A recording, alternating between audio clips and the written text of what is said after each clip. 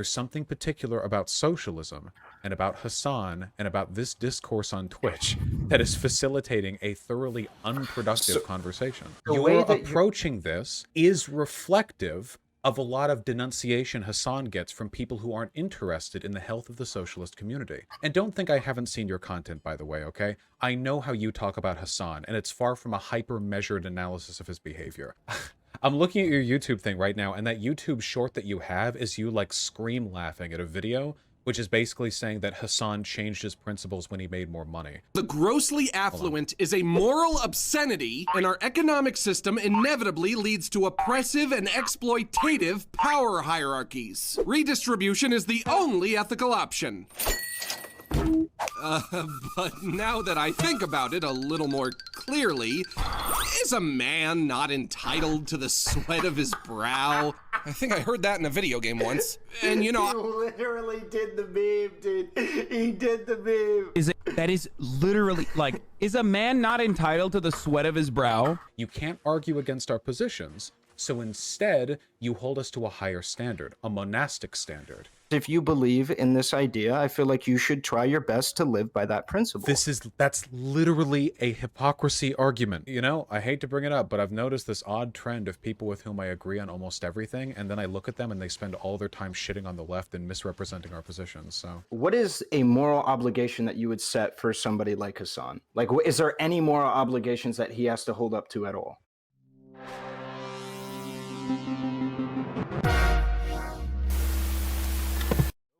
Howdy. How's it going? I see you playing Diablo.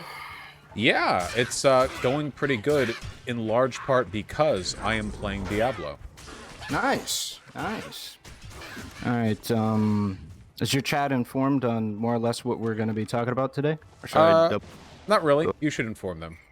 Okay, so I reached out because I wanted to have a discussion about the type of political advocacy we could expect for individuals who have a large political platform on like things like Twitch and things like this. This discourse was primarily spawned as a result of, you know, the controversy with Hasan and like what do we expect people to do when they have large political platforms on like Twitch or what have you, right?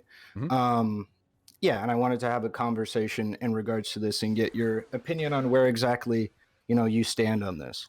Sure. I don't. Yeah. Hit me up. Mm-hmm. Okay, so I don't want to hyper focus on Hasan specifically because this isn't meant to specifically target him, but more target like what do we do when we have an excess of resources in while we do this, and what does it even mean to have an excess of resources? How much resources is an excess, and so on and so forth, right? But I might use him or reference him often just that way everybody can more or less be on the same page, because I imagine most of your audience and most people know who he is and probably know how much money he makes considering all the controversy and all that stuff. So yeah, that's what we're doing. Gotcha. Works for me. Oh, you should introduce yourself, by the way. Did you actually say your name? Oh, I don't think I did, no. I am Ahrelevant, all right? The actual word irrelevant was taken, and I like it, so it's pronounced exactly like the word irrelevant, like somebody is a nobody. And yeah, I'm a SOCDEM political streamer, primarily like a React Andy. Yeah, so yeah, and I watch a lot of your content, watch a lot of Hasan's content, watch a lot of Destiny's content and stuff like that. So that's pretty much what I am. I'm like a VOD watcher, so. Fair. It's all part of the Twitch ecosystem. It needs to be kept fair and balanced. Yeah, ask me whatever you like. Of course, my opinion on the Hasan House stuff, I think, is largely a matter of public record. But if you want to go back over the basics, I'm happy to cover it. Right. So, I just kind of wanted greater clarification on some of these ideas, because I think there's a lot of missing each other's points when it comes to this stuff. So, like, I think there's a lot of people that might think that some people's opinion who might be advocating that we do more with the resources we have are saying like socialism is win no house, or socialism is win poor. And I feel like this is kind of we're missing each other. Well, yeah. Okay. So I at least and want to come from a position of like, I think that we could be doing more when we have an excess of resources. And I think we ought to be doing more in order to further political causes, in order to bettering, our community and stuff like that. And to my knowledge, you are of the position that this is more of a, for, all the dank memes that might get posted, a subarogatory position more than anything. Like, it would be nice for us to do this, but we have no moral obligation to go out of our way to do like a lot of, like, let's say funding of canvassing or what have you, if we're a political streamer or what have you, and we have excess resources, correct? Or Yeah. Well, I think it's good if we do it, of course. It seems odd to me, the idea, whether we're talking about ideology or access, to reshift our moral framework for what a person should be expected to do, not just like in accordance with what they could do, but also like how we treat that conversationally. Or to put it another way, if a person is a, I guess we have to use this as an example, but if a person like makes their living advocating for socialist shit on social media, and keeps doing it over and over and gets really successful doing it, makes a lot more money, at what point do they switch from being a positive representation for the movement because of what they're advocating for to being a negative one because they spend too much of their money on houses or whatever?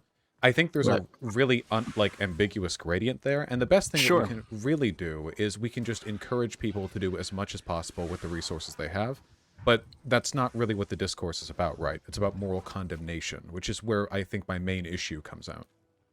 Right. So if we're talking about like moral condemnation and like, I think that when we're talking about holding people to a certain standard and where exactly we're talking about like moral obligations and what people ought to, be like doing with their resources and what have you, and whether or not I can condemn somebody for having excess and not spending that excess or using that excess, whether it be capital itself or money itself or influence. I think we could look at either one. So maybe I could be more amicable to any idea when it comes down to money or what have you. And we could start from a position of influence and then work our way to money and see how we get there. So when I'm looking at things, do you mind if I try something a little different with this conversation? Go for it. So the central concern here is about hypocrisy, right? So not necessarily for me, at least. Okay, then not necessarily hypocrisy, but I think, are you a socialist? No, I am not. I'm a SOCDEM. So as somebody who would consider himself a socialist, it seems like the person who should be mad first and foremost here is probably myself, right? So I guess I'd have to ask you, why should I be upset? What, like, because people, I've seen this from everyone, like, Destiny, Ben Shapiro or whatever, where they're like, I don't care about people making a lot of money and buying big houses, but socialists would. And I'm sitting there as a socialist saying, well, I'm not. So should I be offended? Like, make the argument for me to be offended, Right. So I think it comes down to if somebody has at least, I don't know, I don't really view it as an offense thing. It's more of if people are able to accumulate potentially infinite resources from perpetuating an idea that they stand for a political cause, and I don't even think this has to do exclusively with socialism, but like perpetuate the idea that they stand for a political cause, at what point can I say that, like, talk is cheap? When does the talk become the walk? Or is there no such, or is the talk the walk in and of itself? Right? Like, well, that's my question to you, right? Well, the talk is the walk when it comes to like being a political pundit, right? Like Tucker Carlson isn't dangerous because part of his money goes to like promoting Republican candidates. He's dangerous because he has a platform that tens of millions of people listen to. So, I mean, talking is walking when we're talking about political advocacy, because advocacy is largely a vocal process. But when it comes to like, at what point can you expect to do more? I think there is a good question there. A lot of leftists, for example, are upset with leftists in electoral systems who take up space, That's one of the central criticisms of the Democratic Party. The fact that, they're better than the Republicans, sure, but they take up space. They become the left opposition party, meaning that you're removing sort of cultural, social, and political space for a genuinely left-leaning party. I think there's some legitimacy to that argument. You have to talk about what you're losing, what's being taken away. And in the case of Hasan, we aren't really losing anything. There's not a what would you call it? A much of a cost to benefit analysis. The larger he gets, the more he speaks, the more people listen to him, the happier I get.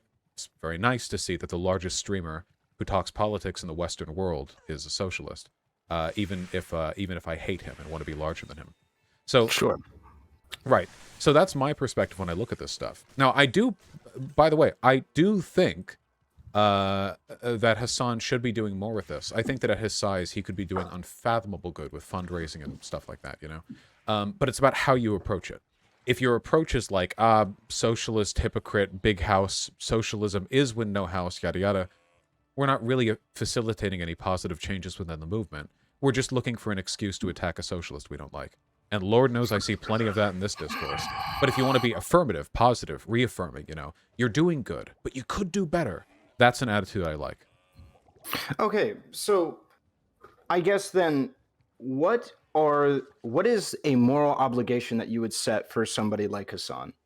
Like, is there any moral obligations that he has to hold up to at all? I mean, I guess I'd like it if he didn't murder or rape people. How fundamental do you want me to start here? Right. So, like, I guess as a political pundit of socialism, or I guess we can do of being on the left at all. Like, what moral obligations do I have as a political pundit on the left? Do I have none whatsoever? Well, in a purely utilitarian sense, my only real answer is that I always want him to contribute like a net positive utility to political discourse, right?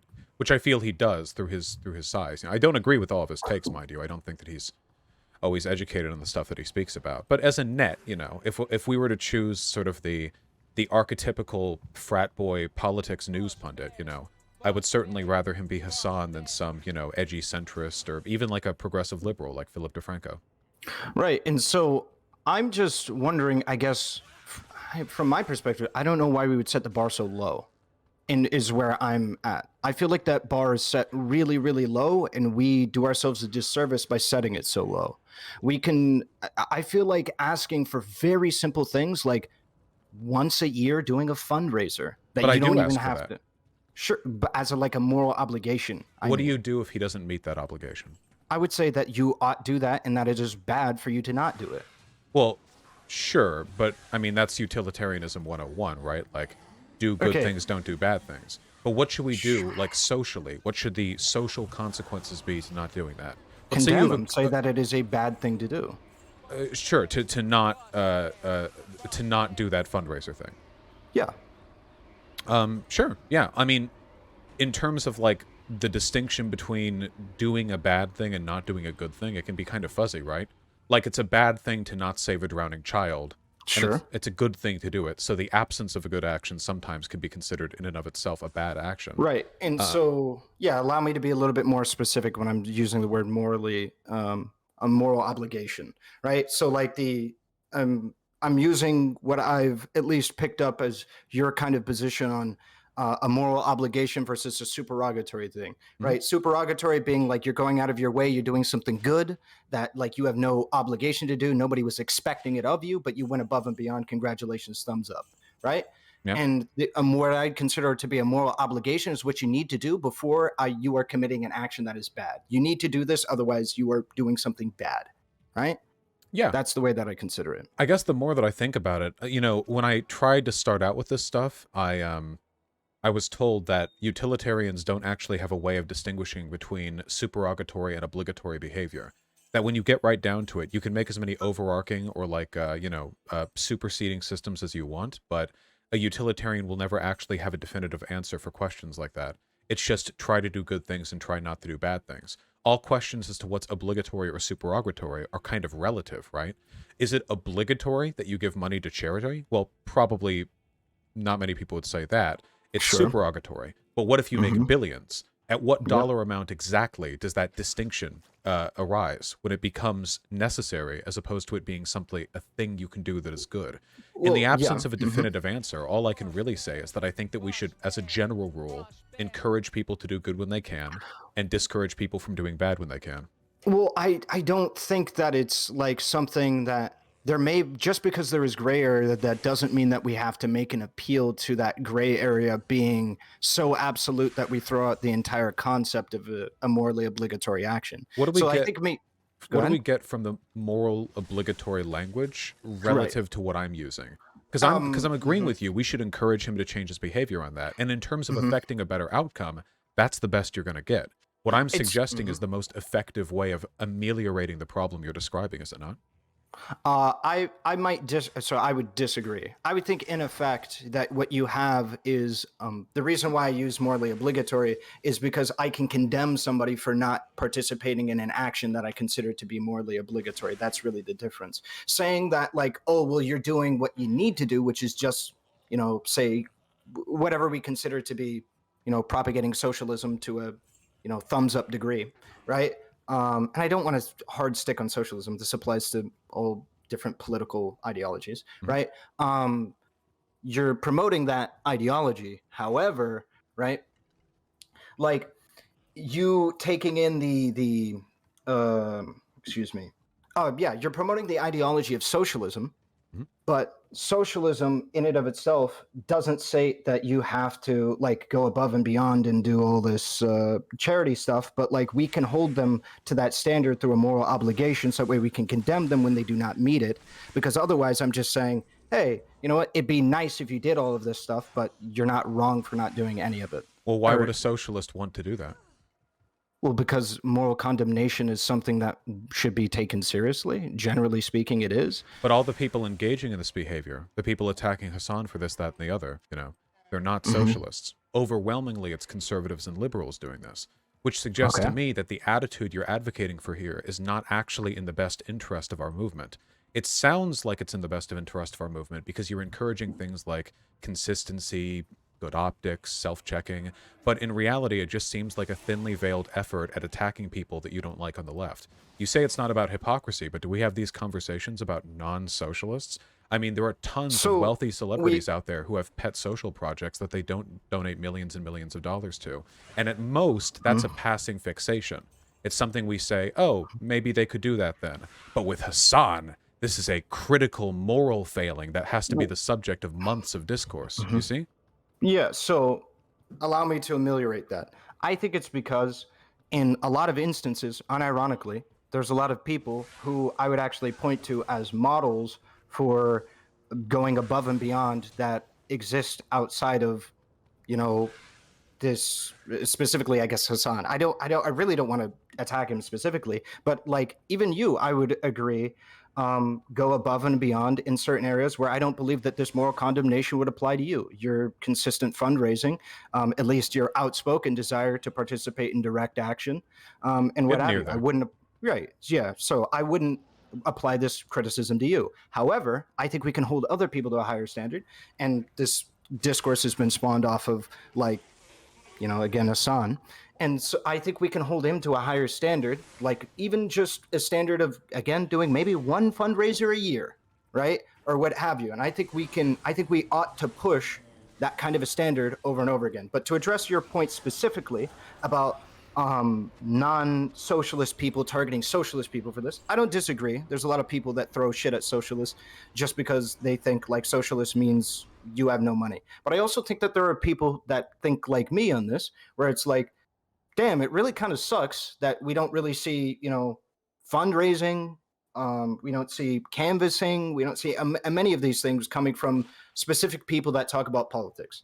And that ought change. We ought to hold people to a higher standard who are promoting these ideas and things like that. We ought to hold them to a higher standard, because if people like Hasan aren't going to go out of their way and support canvassing, who is, right? Who are we expecting to fund canvassing, to get people politically motivated, to get people politically involved, if not people like Hasan?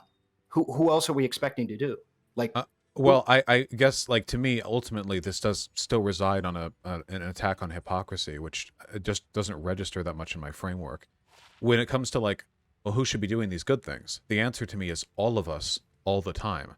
When it comes to, like, I don't think that a socialist should be doing advocacy for the working class any more than the filthiest capitalist pig. I think that all of us should be doing it. I don't necessarily know if there's some heightened. Oh, is this a fucking Mal rune? Holy shit! I'm sorry, guys. I didn't even notice that. That's good. I didn't even. To me, the idea that like people should be held to a higher standard if they actually advocate for these positions. In theory, it's good. You know, it's conceptually valid, and I think there's some, you know, some worth to it. I wouldn't deny that. But in practice, it just seems like, you know, the ability to attack people who you disagree with, which is why these criticisms are all coming from not the left. Like, we don't do this with capitalists, right? Like, if we were like, you know, I do. This capitalist. Just to be clear. Well, I don't think you do, because wait, okay, who? With like first of all, basically every single political pundit in existence sits on their wealth and doesn't contribute a huge amount to like public causes. And a lot of their wealth is made, you know, through more ill gain than what Hasan does. I mean, the wealth that he gets is done about as, I guess, not perfectly, but about as ethically as you can really accrue money in the system. So it would seem like we'd be doing this all the time, you know, Anderson Cooper, you know, Rachel Maddow, you're all on the chopping block. But again, that doesn't happen. It happens with Hasan because he's a socialist. And if this was genuinely not about hypocrisy, the fact that he's a socialist wouldn't even be a part of the argument being made here. But it is every time. I can disagree with that, and I think I can synthesize why it is also, like, him being a socialist is also relevant. But to touch on your previous point about, like, Rachel Maddow and all that stuff, the part of the reason why I talk about specifically Twitch streamers in regards to this, and to some degree some YouTubers, is because that's the people that I have the most access to, the most connection with, the people whose communities I run in the most, the people who I can affect to some degree. I could agree that most political pundits should do these things. Most political pundits should do. I agree that they should, but there's a difference between should doing something and morally condemning a person who doesn't. So I if would you were, morally, if you were in mainstream media, like if you had, if you were like a New York Times, like you know, columnist or something, can you honestly tell me that you would be dedicating any significant portion of time to like writing out the dozens and hundreds of major political pundits who have a higher net worth than Hasan, and saying that, you know, if this person was really believed in higher taxes, then they wouldn't list this as a business deduction. Hold on. But it's rhetorical. The answer is no. You wouldn't. Nobody would.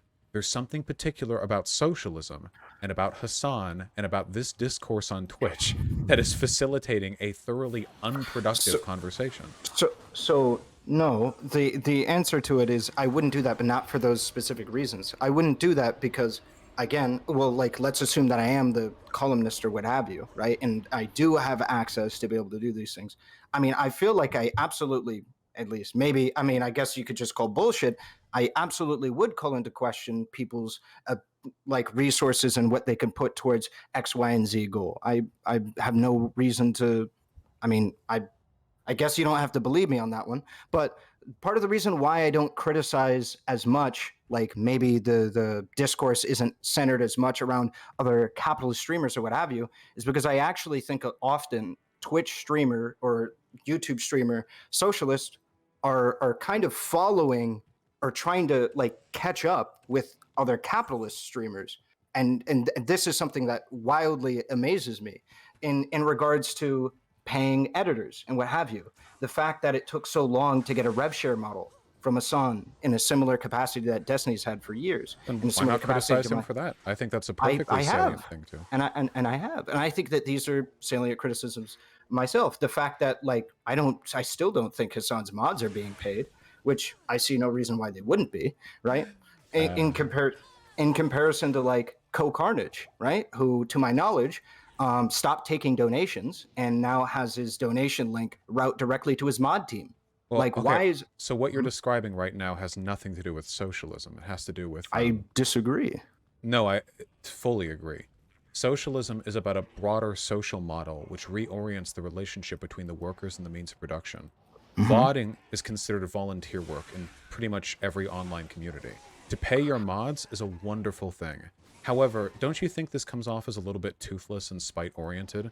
Where it's like, well, here's another person who pays their mods. Hasan doesn't.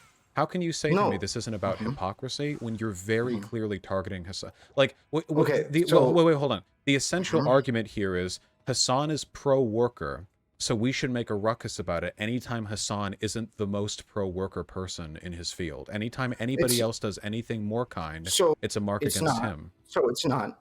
All right. What it is I think people should be paid. So the reason why I believe that it is against what I consider to be what socialism stands for is I believe a core tenet of socialism is paying people for labor that they provide for you. What about mutual aid disagree with and that? volunteer work? Well, mutual aid and volunteer work has to do with like community organizing of a democratic origin, no? Like towards democratic means, no? Like establishing Mutual aid?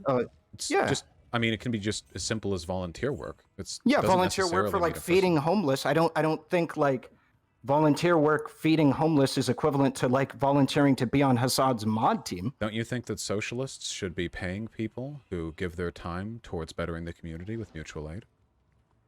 I mean, if they, yeah, sure. Why not? Sure, I agree. We should all be doing these nice things. Why should I be angry if a person doesn't?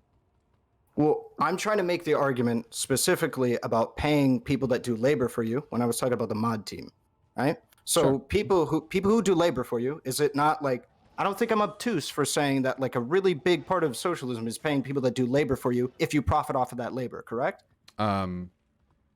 I mean, it's really more about who controls the means of production. But yes, ideally, the abolition of surplus value would be a component of that. I mean, that's, yeah, I feel like that's, would be I don't nice, feel I like think. that's much of a stretch, right? Is like that, I don't Well, feel like I'm I doing just- I have to- socialism is win no house. I have to right? caution, because capitalism is all about like unrestricted free enterprise and market competition. But I wouldn't get angry at a capitalist anytime they donated something or anytime they bought something from a subsidized industry or whatever. If your willingness to impugn people for hypocrisy is as ubiquitous as you do a thing which in some context doesn't align with the reality of the perfect society you want to live in, then we would all be fucked.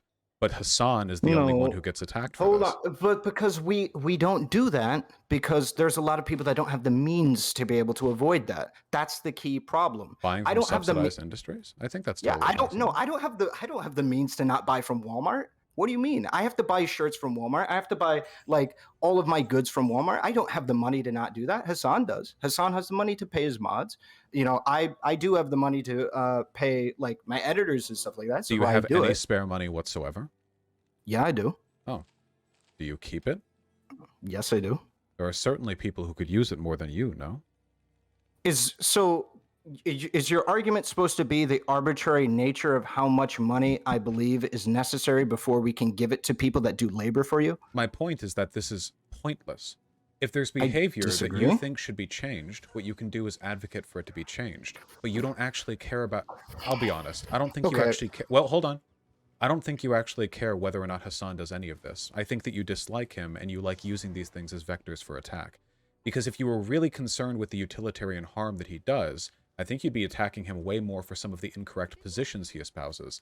Not for these... I do both. Well, I see what makes the headlines. It's not just you. Rather than this toothless attempt at constantly undermining him because people think he's not living the monastic lifestyle of a true socialist. Even Marx relied off of the label that Engels' factory workers produced. If I really wanted to get, woke scoldy about it, I could go back to the origins and say that Das Kapital was written off the blood of, the proletarians exploited in Engels' factory.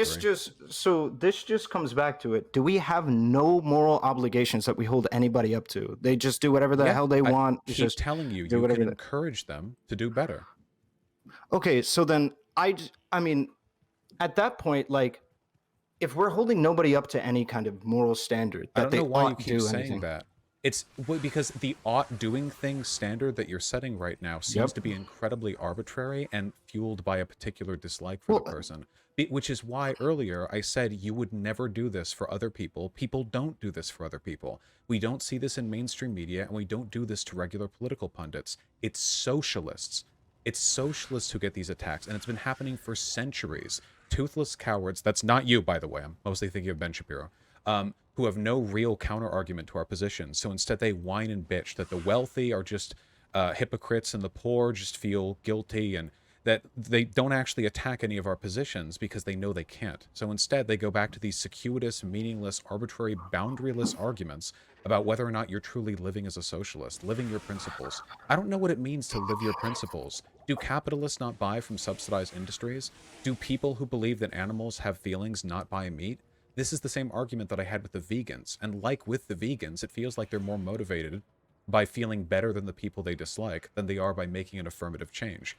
Which is why I'm okay with the good vegans, the ones who say, hey, maybe try not eating meat on Tuesdays. Maybe we could cook this meal together. Affirmative arguments that change people's minds, not just an excuse to feel better than the people who you think aren't living up to their principles.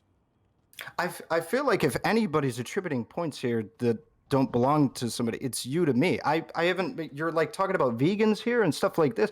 Listen, and you're trying to say that I really hate Hasan here. I mean, I've gotten into trouble saying that. Disproportionate. Sure, but I mean, you don't know my position on him, right? I literally get in shit because I say that Hasan is not a bad person to have as the largest political streamer on Twitch, right? I get in shit for saying that because so many people like think that we ought to hate him, right? And I could go down a laundry list. If that's what you want me to do, I could go down a laundry list of why I think that's the case. If you want me to prove to you that I don't fucking despise this man, it's not coming all from spite. But you keep constantly attributing this malice to me when it comes to my positions, and we're never going to make any headway if every time I try and make an argument, you're just saying, well, that's coming from a position of spite. This is never going to go anywhere. I haven't accused you of acting out of spite.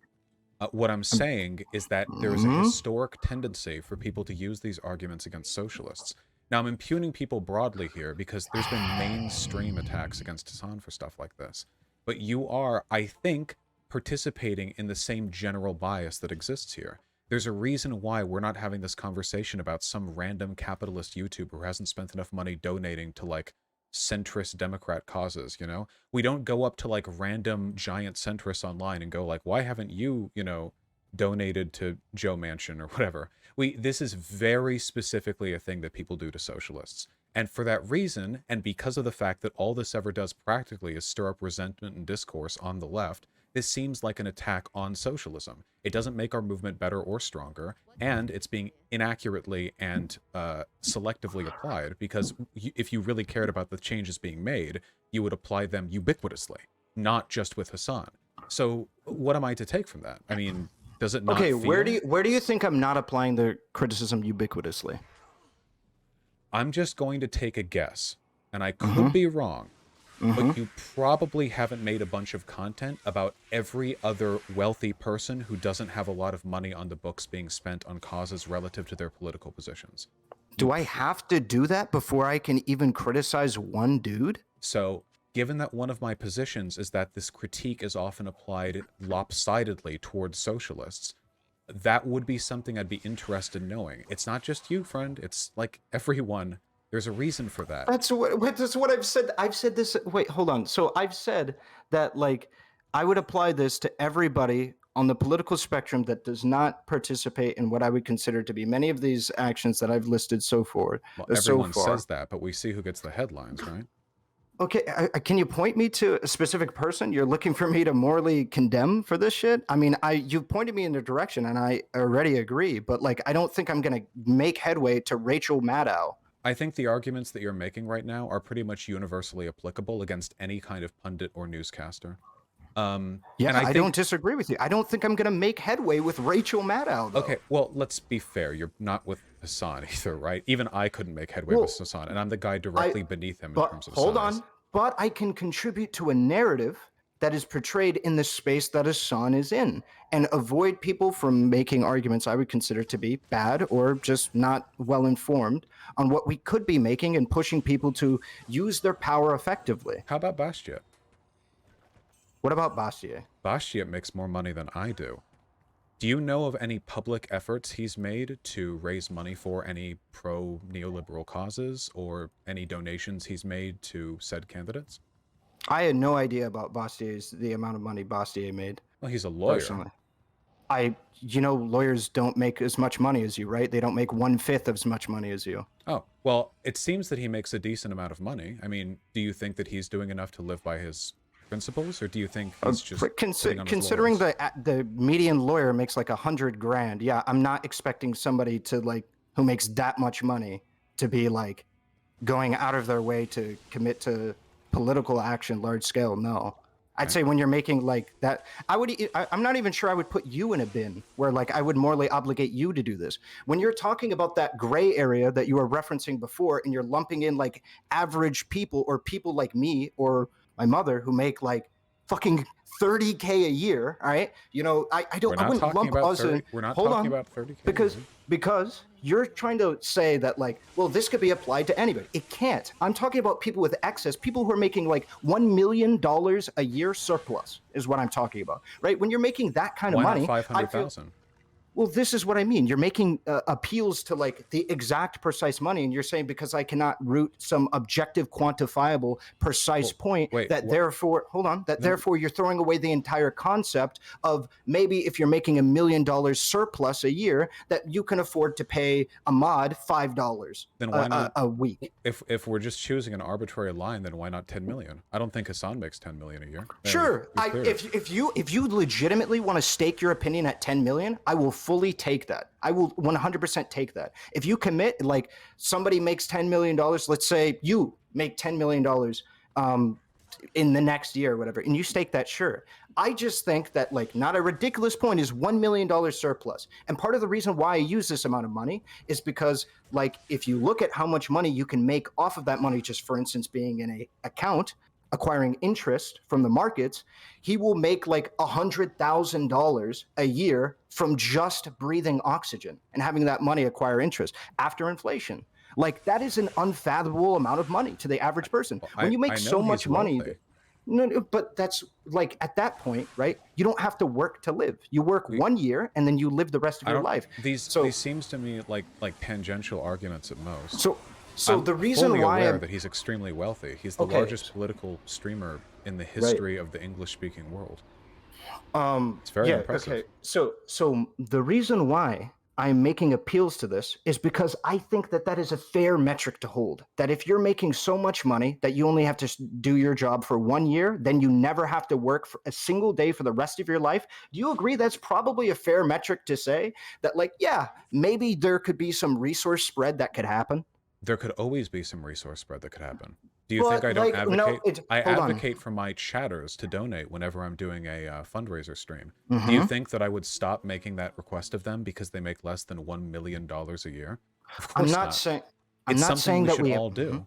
I'm not saying that it's not something that we should all do. What I'm saying is at some point we can easily say that, yeah, at this level of resource accumulation and income, because I want to divorce income from wealth, because if you just had like $3 million, fucking $10 million or what have you, just sitting inside of a fucking account, right? Like, hey, listen, I'm not too sure about that, right? Income is a lot more like, you know, that's something that you can grab onto in comparison to something that might be a little bit more slippery. Why not just advocate for everyone to do it if it's within their means? Because I agree. So that's what I'm trying to prove is what is in your means. And I think the in your means, when you're talking about making so much money that you never have to work for the rest of your life, I think that is a fair metric for in your means. Do you agree or disagree? I think, well, sure, but I think the bar for in your means is well below that. We don't say that a person can only donate if they're making like the median U.S. income every single month, right? I mean, and Vaush, I'm not trying to make the argument that that's the level that we have to go with donate, but we've already made headway. We agree that he's at a level where he can donate. My point, but I never disagreed with that, though. Okay, but my point off of that is that if we agree that there is a level of excess that like he can donate or what have you, that is quite far away from like in any way, shape, or form hurting him if he were to donate, then like why wouldn't we advocate that somebody who believes in these ideas, believes in the mutual aid, mobilization of a viewer base or what have you, actually do these things like fundraise?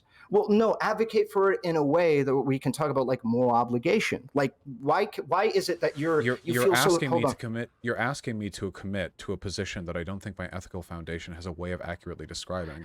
You have engaged in an unfathomable degree of arbitrary over the course of this conversation. We both know, and just to be clear how like hemming we are on this, okay? We both know that the standards you're applying right now are applicable to virtually every large political pundit, okay? Very few of them go off to live in like some 2-bedroom house while spending their money on social causes. Sure. Or even anything close to that, you know? I'm not advocating for that. So I know, well, you should be. Because the criticism No. that I have is that this isn't actually about improving the world or about sort of enabling a better standard for political discourse. It's actually about finding a tangential way of accusing socialists of hypocrisy, which has been the sort of primary attack against them for a long time. Wait, hold on, wait, please.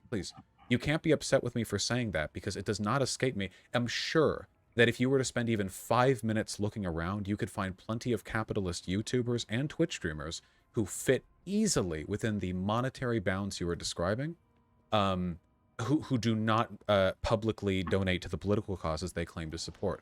But it's always Hasan. And, by the way, me. I don't get it as much as he does, but it does not escape me that the entire online media circuit is constantly obsessed with how every dollar is spent when it's held by a socialist. It ultimately is about hypocrisy. And to be honest, I just don't care about hypocrisy. I care about good and bad behavior. You keep attributing things to me, and I just completely disagree. I'm talking about the behavior that we typically see, and while I cannot deductively tell you that you are biased in how you approach these things, the weight you assign to different people and different perceived types of behavior and the extent to which they are damaging fits in with a broader narrative which is centuries old. Okay, can you give me one capitalist streamer who is a political streamer, because I'm reserving this for political pundits, one capitalist streamer who I wouldn't apply this criticism to, Have that you believe just how many have you doesn't. applied this criticism to?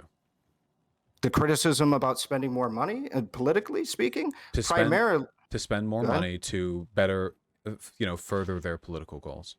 Right. I don't even apply it to you as a literal fact of the matter, because you said you make what, like $130,000 discretionary income at the end of the year, something like that. I wouldn't even apply let's this go to with you. that number. Well, that's what I heard, that you said discretionary after rent and everything like that. But anyway, I wouldn't even apply this to you. I'm talking about people with such an excess of money that it's not even realistic that they're because I think there's many arguments to be made that you could be saving your money for in case you get banned permanently, which could be you making Any only day now, yeah. Yeah, that could be a very I think when you make the amount of money that Hasan makes, where he can literally live the rest of his life off of 1 year's income, I think then I can start talking about, hey, you're probably not saving for a rainy day unless you're saving for a rainy day in a mansion, right? So let's talk about perhaps, ways that we can be more proactive with our political goals and what have you. I think that's a fair and realistic. Something I talk about as well. But What should we do when we morally condemn a person? What's the practical?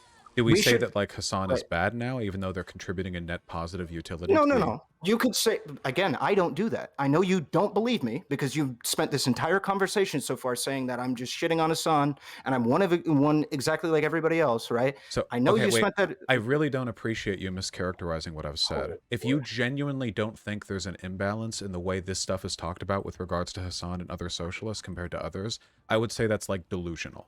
And this conversation is in line with those trends. You can't deny that. But I could levy the same argument at you that you're in line with the same argument that people make, that socialists never have to do anything with their money ever, and they can in fact just become a hyper-capitalist like Jeff Bezos after they're done because, hey, fuck it, it's their money. They earned it.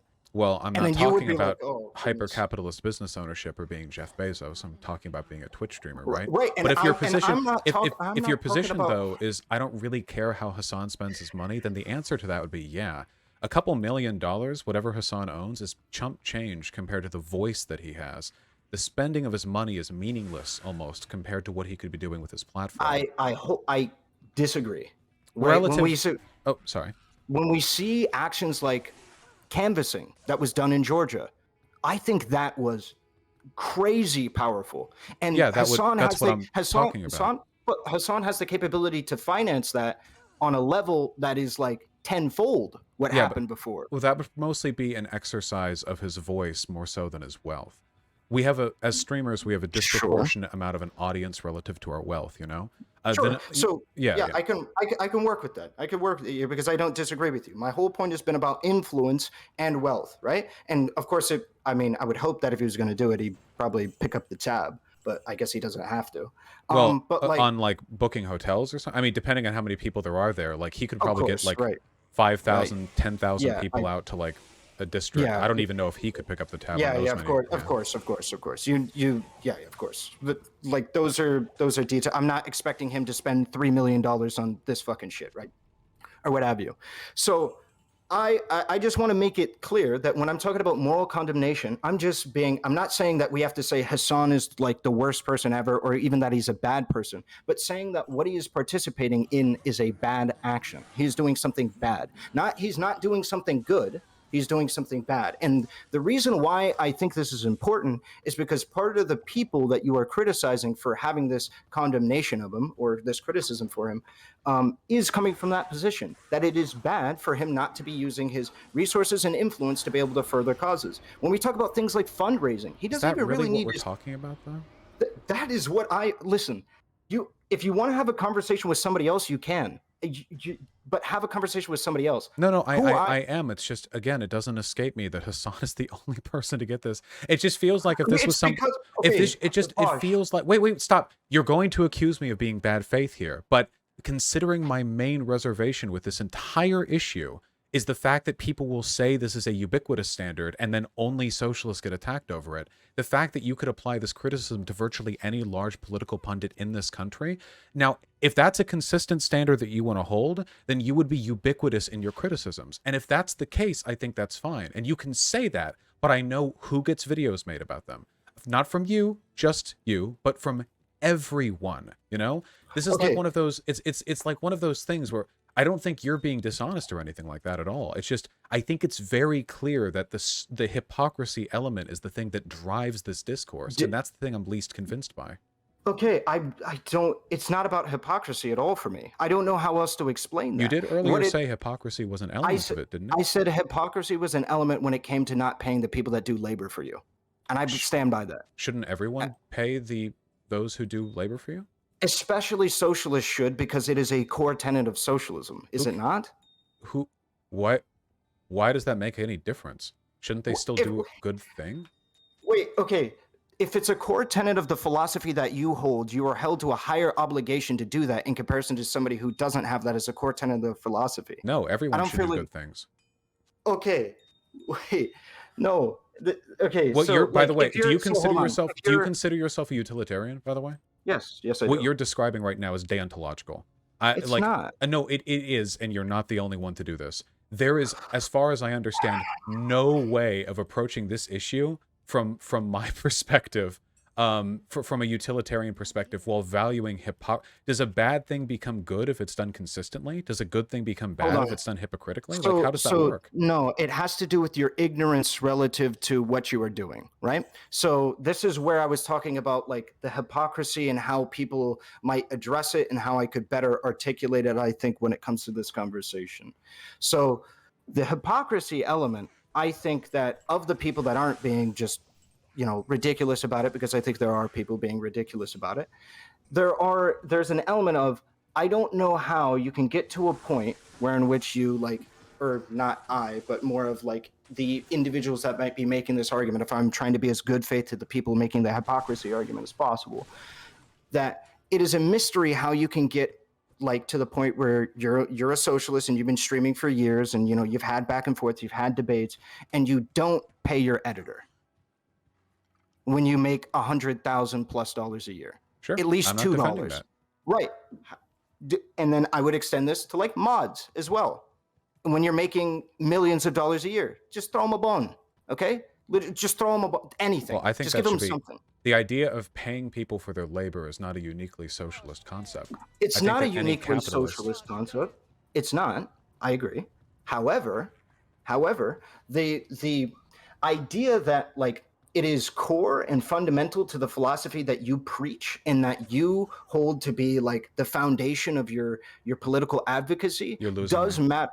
Okay, so I care about people doing good things and people doing bad things. Okay, so yeah, allow me to explain this through the ignorance thing.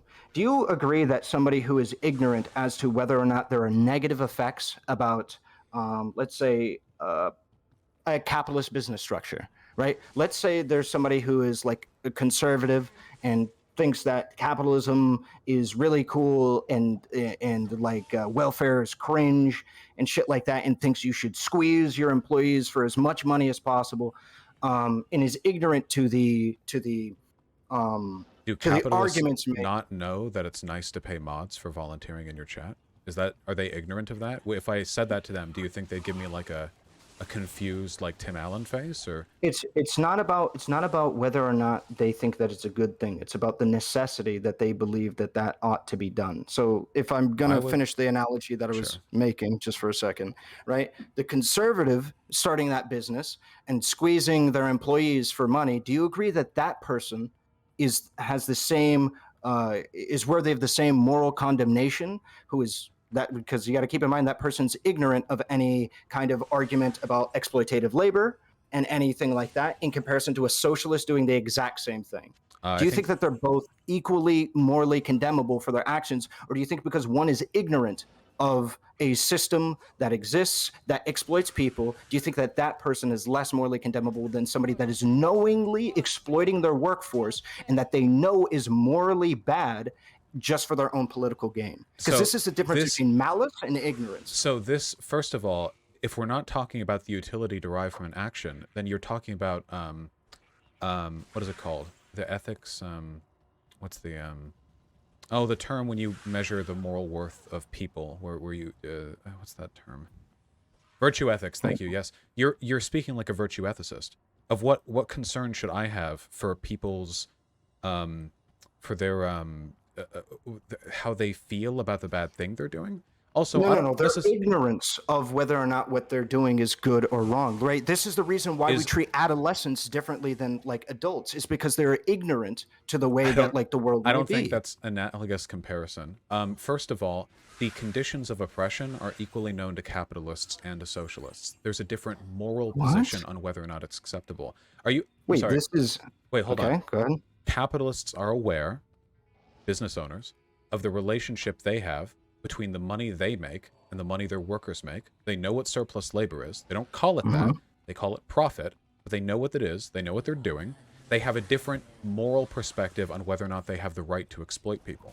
Not so much an ignorance to the fact that they are suffering, but rather a different moral perspective on whether or not that's something that they feel they should be able to participate in. So we both know that this isn't a universal truth, because there are people that do participate in a more conservative outlook, but once they get more perspective, let's say read theory or whatever you consider, right? They become educated on the actual ways that this might be exploitative. You know this. We've talked about this. Yeah, you can get educated. I just said that. You have an ethical restructuring in your head, but you're not ignorant as to what you're doing. If anything, I think that comparison would be most valid if you were talking about a purely Marxian concept, like alienation, because that's something I wouldn't expect you to know about unless you had specifically read Marx. But the dynamics of a business and how surplus labor works is something that you would have to learn in order to operate a business. But the outcomes Likewise, of wait, you can't say that that's really simple, Vaush. You know the outcomes of surplus labor and quote unquote exploiting a workforce is not just simple as it seems. Oh yeah, these people shouldn't get this much money because I put forward the capital and stuff like that. It's not that simple. It's not like, well, anybody looking at it at a passing glance understands the full scope of it and how it works. You may not understand how these people live their life, what it feels like to be somebody that never had an opportunity to acquire that capital, what it feels like to be working class. Now we're not talking about socialism. Now we're just talking about degree to which you can sympathize with the poor.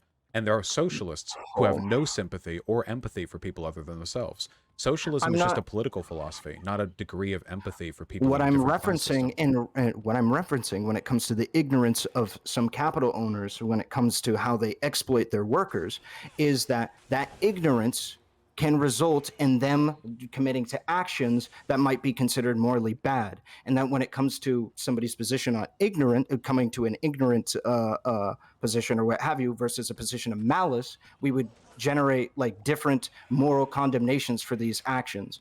Or do you disagree? So like maybe I could just reinstate this. I think the way that we respond to these situations should be modified to enact the best outcomes possible.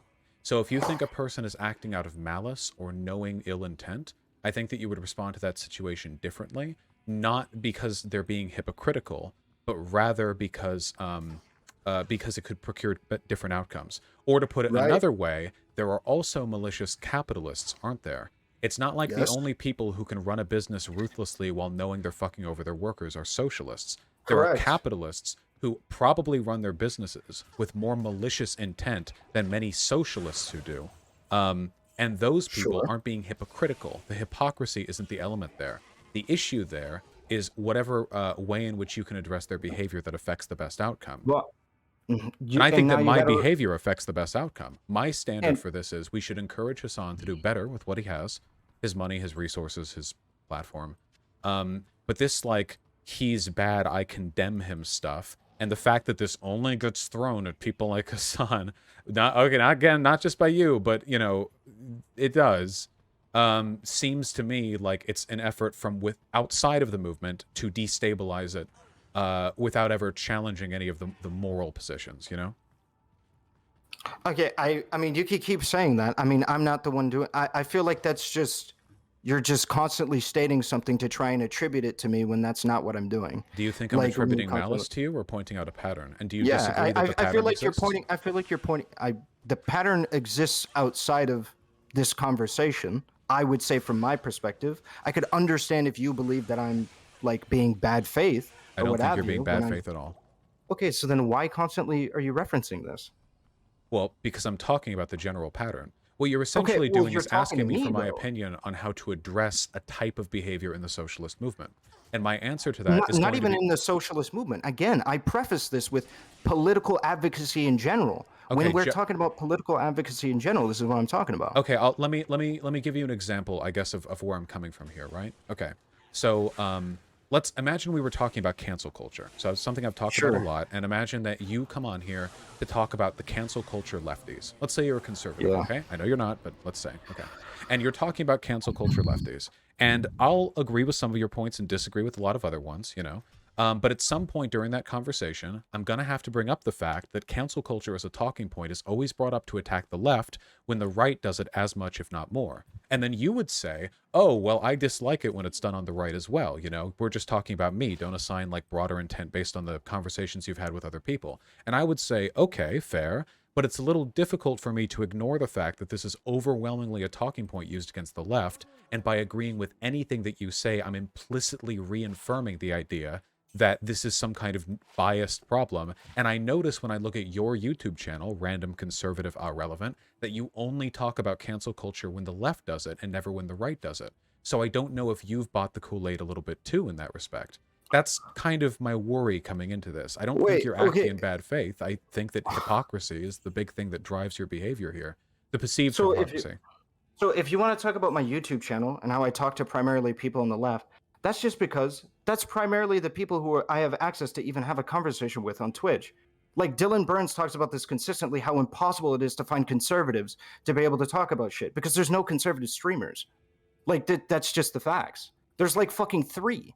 Right? Like I'm not going to be able to, I don't have a very large pool of people to be able to talk to. 1 and 2, I don't think that on Twitch politics, a lot of their opinions are very relevant. If you want to talk about overall whether or not they're relevant, absolutely. Like they absolutely are. But then like I'm going to fall into the same pit that like everybody criticizes other people for, where like I guess I could debate Lauren Southern, but then I'm going to get fucking canceled for that because I'm platforming Lauren Southern. You don't have to talk with people. Have you spoken with Hasan or have you just talked about Hasan? Nobody can talk with Hasan. What do you mean? Yeah, so who you can talk to has nothing to do with it. Hasan is as distant to you as Philip DeFranco is. You will never talk to him, and honest to God, I probably never will either. He is so big. But if I look at your YouTube channel, you don't post too often, but the 3 most recent videos are a rapid fire of Hasan hypocrisy stuff. I think, resulting, Hasan perpetuates white suburbs. Here's why. Hasan and LSF don't want you to see this meme. Hasan responds to Ben Shapiro. Whereas, and I know I'm not going to find any examples here of you calling out like Philip DeFranco or like any large news pundit or even like some of the like larger, more apolitical leaning types. Hell, Video Game Donkey has talked about how he doesn't like Trump. Have we seen him put his money where his mouth is? I don't know. So with all of that being said, it does feel like we're all kind of leaning a little bit on the hypocrisy angle, which is one I just don't relate to. If your general prescription is we should make an effort to encourage political pundits to live by their principles, to donate their money, then I agree with you completely. I just go about it in a different way. I think we should be positive and affirmative, because the alternative, like denouncing and like this person's bad and stuff, causes a lot of division and infighting, which is ultimately destructive to our movement. And my goal is always, of course, a strong socialist movement. So then I'm just curious, because it genuinely feels like there's literally nothing I can do to convince you that I'm good faith at this point. So I'm giving up on that. Wait. You have to stop doing that. I'm not accusing you of being bad faith. I'm accusing you of having biases, which we all have. Okay, don't you are heavily implying that I'm not implying anything. I've stated outright how I feel about this. I feel like the hypocrisy angle is the big one for you. Because if it wasn't, then you would be seeing these criticisms made all over the place. Vaush, can you meet me halfway when I say that you're implying that I am bad faith? When I say to you that I am not drilling the hypocrisy angle, when I prefaced me going off about the on the conservative thing and how like there's a difference between ignorance and malice and things like this. This was the position that other people were coming to when they were talking about a hypocrisy. That when people were talking about hypocrisy relative to Hasan, what they were really digging at was this idea that they believed that like somebody in Hasan's position should know better than to not pay their editor, have to be reminded to do that, have to be reminded to pay their mods. That's what they mean. Primarily, well, I mean, whether or not you want to pay your mods, I think that varies. Very few communities do that. I don't do that. I wonder if there would actually be a perverse incentive to that. I would have to think about that. I don't know. Like Ludwig fucking does it. Co-Carnage does it. I mean, it seems to do okay. People doing a thing doesn't mean socialists. See, this is again exactly what I mean. Hold on, I'm not doing this fucking thing where I'm saying that like because other people do it, socialists have to do it. What I'm saying is there are examples of people doing it and it not going to shit. That's what I'm saying. I've never said that it would go to shit. I just you just said that maybe there would be a perverse incentive, and I just gave you examples of people that do it where they seem to be getting along just fine, and then you ran off and said that's me trying to say because other people do it, socialists do it. I'm not. I was just simply responding to the fact that other people do it and their channels seem to be fine. Well, earlier in this conversation, you have explicitly said that the fact that other people pay their mods is an indication that Hasan should as well, and then just about 60 seconds ago, you said that we should expect people like Hasan to know to pay their mods. So I don't think it's bad faith of me to imply that you do think that other people paying their mods means that Hasan should also pay their mods. That seems like an explicit argument you were making, right? Right. So when I brought up the my initial statement about other people paying their mods, what I was talking about was the fact that I feel like we can often point to other people doing these X, Y, Z, and Z actions that we can draw influence from, and that we should copy what they're doing because it's a good thing to do. We can make this a moral standard, and I don't see a reason why we don't make it a moral standard. So I want to. Sure. Well, no, but that's no. But again, we're okay. So that's good. I think that's a good thing, but we should try to do it in a way that facilitates the best positive outcomes, right? I mean, we should. Yeah, and right? So that's where yes, we're not going to disagree on that. And what would the only disagreement that we might have is which one of our positions facilitates the best outcomes. So my question to you is if you never if you just has been expressed by Ben Shapiro. I mean, you do know. Wait, do you really believe my opinion was expressed by Ben Shapiro? I think that an adjacent argument to it was. Ben Shapiro's argument was a lot stupider than the one you're giving right now, for sure, because it's Ben Shapiro. Hold on. The basic argument was that Hasan's a socialist, and that socialists, because they have different standards for how workers should be treated, apparently, they should be held to a higher standard when it comes to some of this stuff. And his argument was that he shouldn't buy a house. That's his argument. That's not mine. Well, that was being rooted in the broader criticism that you made, right? Because that thing that I just said, that Ben Shapiro said, you said that because he's a socialist, he's to be held to a different standard. Because of you say a different degree of like awareness. Ben Shapiro never got that specific. Okay, so, then awareness. No, you can't just.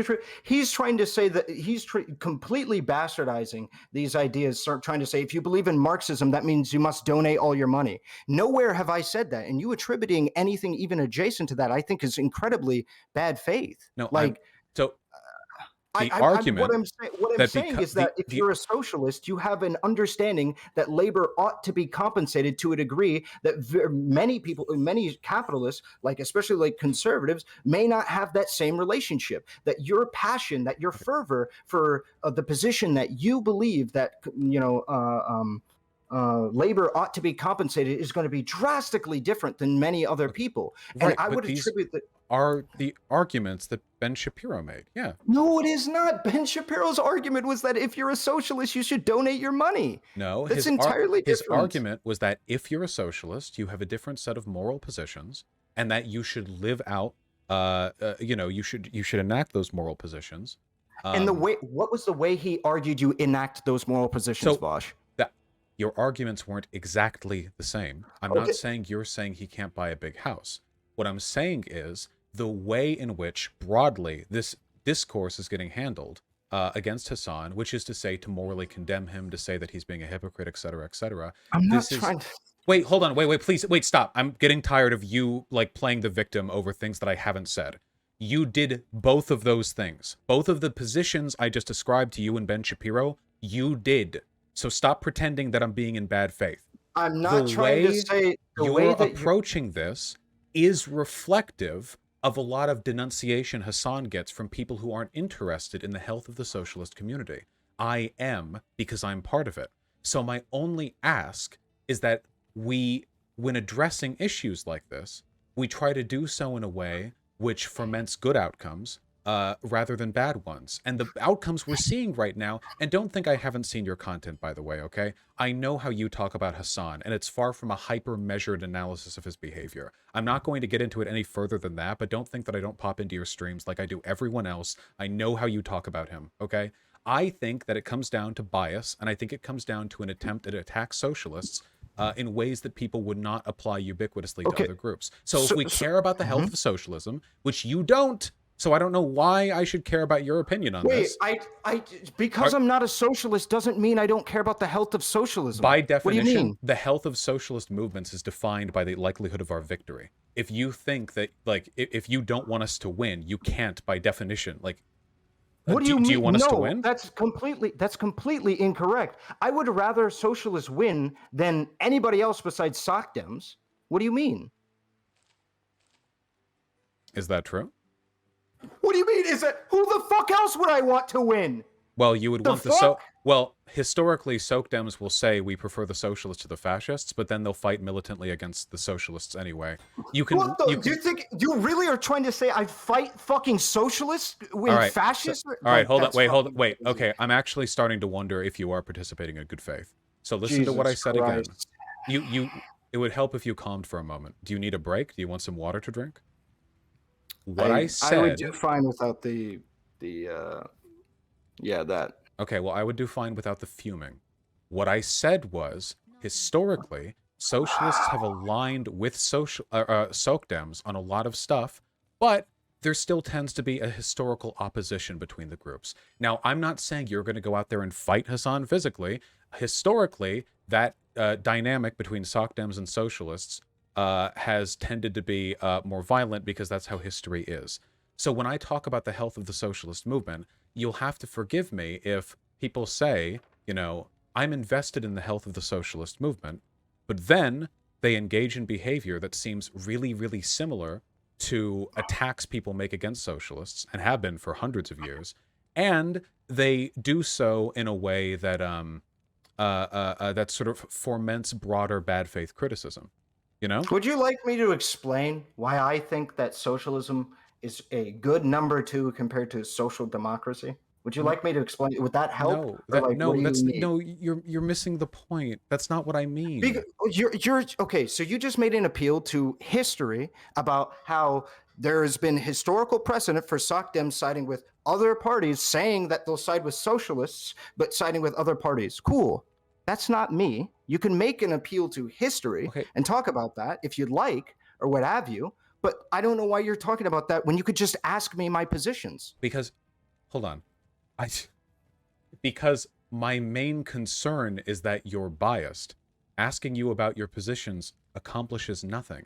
So we're in a position right now where it seems like this condemning Hasan because he's being hypocritical thing is a argument widely used by anti-socialists or by people who are looking to attack Hasan or the movement in general. You've seen this all over right-wing media and liberal media, often done very spitefully. This was with the House thing and with the Twitch leaks thing. I mean, the idea that socialism, hypocrisy, they should do better isn't the central critique being made here. I think it very clearly is, right? So that tendency, that ideological through line seems to be facilitating a lot of bad discourse. So I think the better thing that we could do is approach this from a more positive perspective. Yes, Hasan, you're doing a good job, but you could always be doing better, and you push them to do better. But you use words like, you know, condemn. They're doing a morally bad thing. But how can I say a person is doing a morally bad thing when they're doing a net good? How does that foster in? What? We can do bad things even though we're doing overall good? Well, What do you mean? then wouldn't the bad thing be a lack of every good thing we aren't doing? Do you do a bad thing when you No. don't give money to a homeless person when you walk down the No, street? no, that's not how it works. So what we would do is we're talking about moral obligations, moral expectations given on your How do you determine what a moral expectation is? That's what we argue about it. We argue about it's ultimately arbitrary. All morals are arbitrary. We have to make some kind of definition or some kind of line in the sand that we draw, that we argue for, that we ought hold people up to. And that's what I'm trying to do. I'm trying to make But an I'm argument for why we also, ought to hold people up to this standard. but I'm also advocating for that.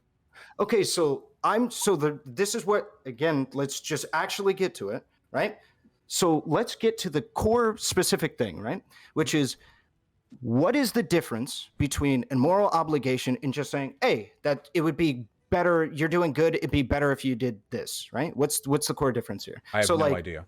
I don't think right, there's any way to that's solve that within my philosophical framework. so if that's the case, then why would you shit on me for saying he's doing a bad thing if it's like, who cares? Like, there isn't really a substantial difference.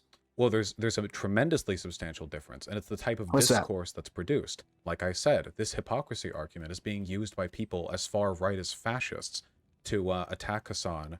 So So we should probably focus on one that's like effective and pragmatic, right? I mean, if we so want to if if we want to like choose how to handle this, we should probably not choose the one that aligns us with like every bad actor in the world, right? We should so then probably choose another way. your argument would then be against whatever argument you're attributing to me specifically on a block. I think like the hypocrisy, argument that I'd be making about specifically paying people that do labor for you, I don't think that one is very widely held. I think you're just latching onto the word hypocrisy there. When we're talking about people, So it's not about the specific hold on. argument. It's about So the wait, idea that socialists should be held to a higher standard.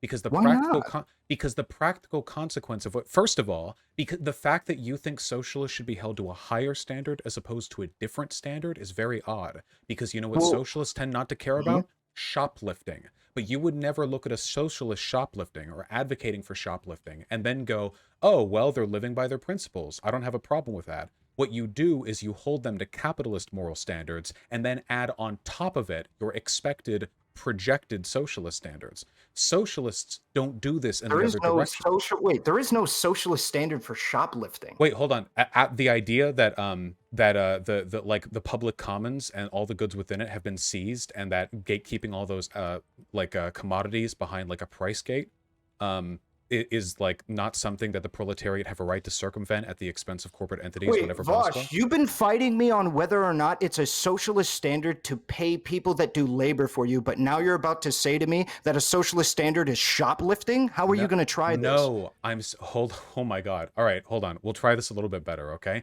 My point is that socialist standard isn't what I care about. I care about doing good and bad things. If you cared about holding people to the standards of their ideology, you wouldn't mind when people who are pro-rape raped, or when fascists did whatever the fuck they're up to. You obviously don't actually care about holding people to the standards of their own ideology because you don't agree with everything every other ideology suggests people do. If you did, then you would be a moral relativist, and nobody likes being a moral relativist. They're cringe, okay? What you are is somebody who holds a higher standard for socialists. Or in other words, you make it harder to be a socialist than any other type of person. A fascist advocate, well, you wouldn't agree with them no matter what, and that's fine. And a capitalist just has to do whatever they want to do. This is kind of a DGG line, isn't it, right? Like, capitalists don't have to... Well, wait. Capitalists don't have to, you know, reinvest all of their money or specifically, like, pay their workers the lowest wage possible or whatever, because capitalists get to defer to some sort of generalized mode of efficiency. Their moral claim isn't that they should exploit workers to the greatest extent or own private capital to the greatest extent. Their concern is just that they do whatever is most efficient for the making of business. But that's not really capitalism, right? Capitalism isn't just doing what's most efficient. There are a set of very specific positions on what is or is not acceptable within capitalism, which systems facilitate the best outcomes. But nobody gets mad at a capitalist for buying from industries that have been subsidized. This is one of the ways in which people have historically attacked socialists. You can't argue against our positions, so instead you hold us to a higher standard, a monastic standard. We have to be these, you know, monks. We have to walk the world free of earthly desire. Because if you wanted to, you could say, hey Vaush, I noticed that you wear $40 t-shirts. You're ranting. Wait, this is all, it's not a gish gallop. It's part of a central point. No, I'm not. I'm just saying you're going off. All you need to do is ask me, why do I hold socialists to the standards that I do? I don't, but I can explain it to you in a second. If you're not interested in that, why are we even having this conversation? Because the conversation if you want to have a conversation about some nebulous historical context or the thing that most of these people are talking about when they have this conversation, I don't know why you even chose to have this conversation. Because the conversation that I'm interested in isn't in me interviewing you on why you think X about Y. I'm interested in explaining to you why I prefer my way of handling this. That is to say, not this hypocrisy socialist angle. But you haven't even asked me what my position is and why I hold a socialist to a different standard on this. Yes, I have. Wait, you've answered that like a dozen times over the course of this. You've explained it. Okay, can you explain to me why? Because you think that a greater level of awareness over the potential wrong that you're doing means that you have a greater moral responsibility to avoid committing those actions. You've said that directly multiple times. I'm listening to you. And is there any? So do you agree that there is to that? So you are responding to the idea that in the difference between ignorance and malice, and whether or not they meet the same level of moral condemnation in our system? Because that's my point. Is that when somebody is doing something out of ignorance, let's say somebody accidentally dead names somebody out of complete ignorance, and in comparison to somebody that understands that the person has changed their name and actively dead names them, that these two things are a position of ignorance versus knowledge, and that these positions have different moral condemnation. The result is the same, but I would absolutely morally condemn somebody that is knowingly dead naming somebody more than I would somebody who didn't have any understanding and came to it from a position and I of don't ignorance. think that's analogous to conversations like this, because you're not talking about a direct one-to-one action, a malicious behavior explicitly done with the intention of hurting a person. You're talking about a guy who made a lot of money live streaming, and far more, I imagine, than he ever expected. And now we're talking about, like, whether or not the amount that he's making means he should be doing more charity. We're reaching degrees of arbitrarity where, to me, the better solution here isn't these strict moral condemnations, which I don't think facilitate good discourse, but rather a broader understanding that we should be socially normalizing. So that's what I'm trying to have a conversation about, is whether or not you like your position about. I was trying to do that, though. No, okay. So then, I mean, because you were going off the whole time on your own little thing. I've just been looking for a pretty simple question, okay, in regards to this. What if, like, somebody like Hasan, right, whoever it is, I don't want to hyperfixate on Hasan. Somebody like Hasan who's making a shit ton of money, looks at you, who says he's doing really good, and then sees no substantial criticism at all. You just say, hey, you're doing good, but you could do better. And he goes, oh, you know what? I'm doing good. Don't really care. What if I'm seeing a family of four, a hardworking father who makes about $60,000 a year, and he notices that I praise him for how good he's doing, but he only makes time to see his kids for about 2 hours a day, whereas if he didn't go to the pubs on weekends, he might have the ability to spend more time with them. Aren't I facilitating, like, bad behavior by not condemning them for that? No, because I wouldn't put the moral responsibility on somebody who's, like, middle class to have to go out of their way to do that. Luxury, to spend like time going with to their kids? Yeah, you need to be able to relax as an adult. Wait, if you're middle class, you wouldn't say that people should be held to a certain standard when it comes to taking care of their kids and spending time with them? They absolutely can. I'm just saying that it's not as cut and dry Oh. as somebody who... Wait, so things not being cut and dry means that you become increasingly uncomfortable with setting hard lines for what is or is not acceptable Are you going to behavior? let me answer your hypothetical? I think you did. Okay, but... so I didn't get all the way through it. Okay, so somebody going to a pub, that could be the way that they relax. That could be necessary for them to be able to continuously acquire income, to be able to make the household stay afloat, right? And that might be necessary to keep the kid fed. And if that is the case, right, then so be it. That's unfortunate, but that's the way that we let it ride. I don't think that is an apt comparison to like somebody who is making all of this money, who has all of this influence, who could just do a fundraiser. Not even like, I'm not even saying he needs to spend any money, Vaush.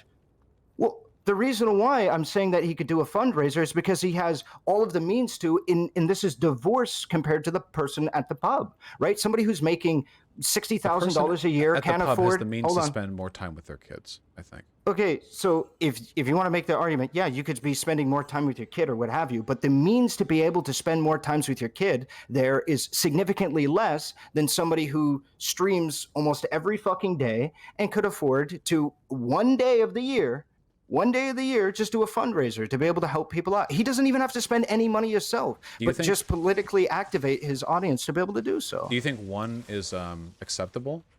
Like, why only one? Apparently one, I'm having to fight tooth and nail to have a dude do one, so apparently, yeah. Your fighting has no relationship to what he chooses to do or not. So in reality, I it's disagree. Not about... Like getting people to do things through like being able to say, hey, you know what? I think that like you choosing to not participate in fundraisers at X, Y, and Z rate is not something that we should encourage. And it's, you know, something I would consider to be bad. I think that that absolutely can push people to want to do things like fundraise or what have you. I think that 100% can. I think moral condemnation can absolutely do that. Okay, how's it working out so far? Because the entire right media sphere did this line with Hasan, and all it did was make him bigger, more popular, got him more money, and he tripled down in all of his positions. Is it working for you?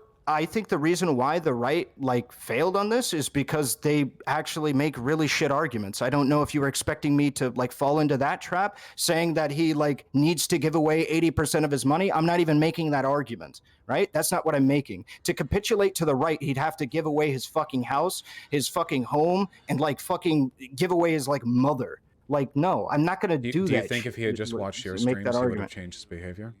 Are you really doing this, man? No, is this really your bit? My point is this really your bit? I'm just a small streamer, and you're just making an appeal to... You're falling back on behavior. Is that what you're doing? Can you let me respond? My point is that you're falling back on behavior that doesn't seem to do anything other than like circle jerk to your mixed audience of DGGers over like Hasan's hypocrisy. When Destiny has made equally stupid arguments himself in the past about socialist hypocrisy house. Wait, stop! You keep talking about what behavior you can influence in Hasan, but that's literally not even a factor here. You and I can't influence him. He's beyond us. What we're talking about right now is what behaviors we can normalize in our communities. And as far as I can tell from you, as evidenced by your unwillingness to commit to a hard position on whether dads should spend time with their kids, or rather than spend time at the pub, it seems like you understand that it's really difficult to make strict moral lines when talking about supererogatory behavior or how much you can really expect of a person.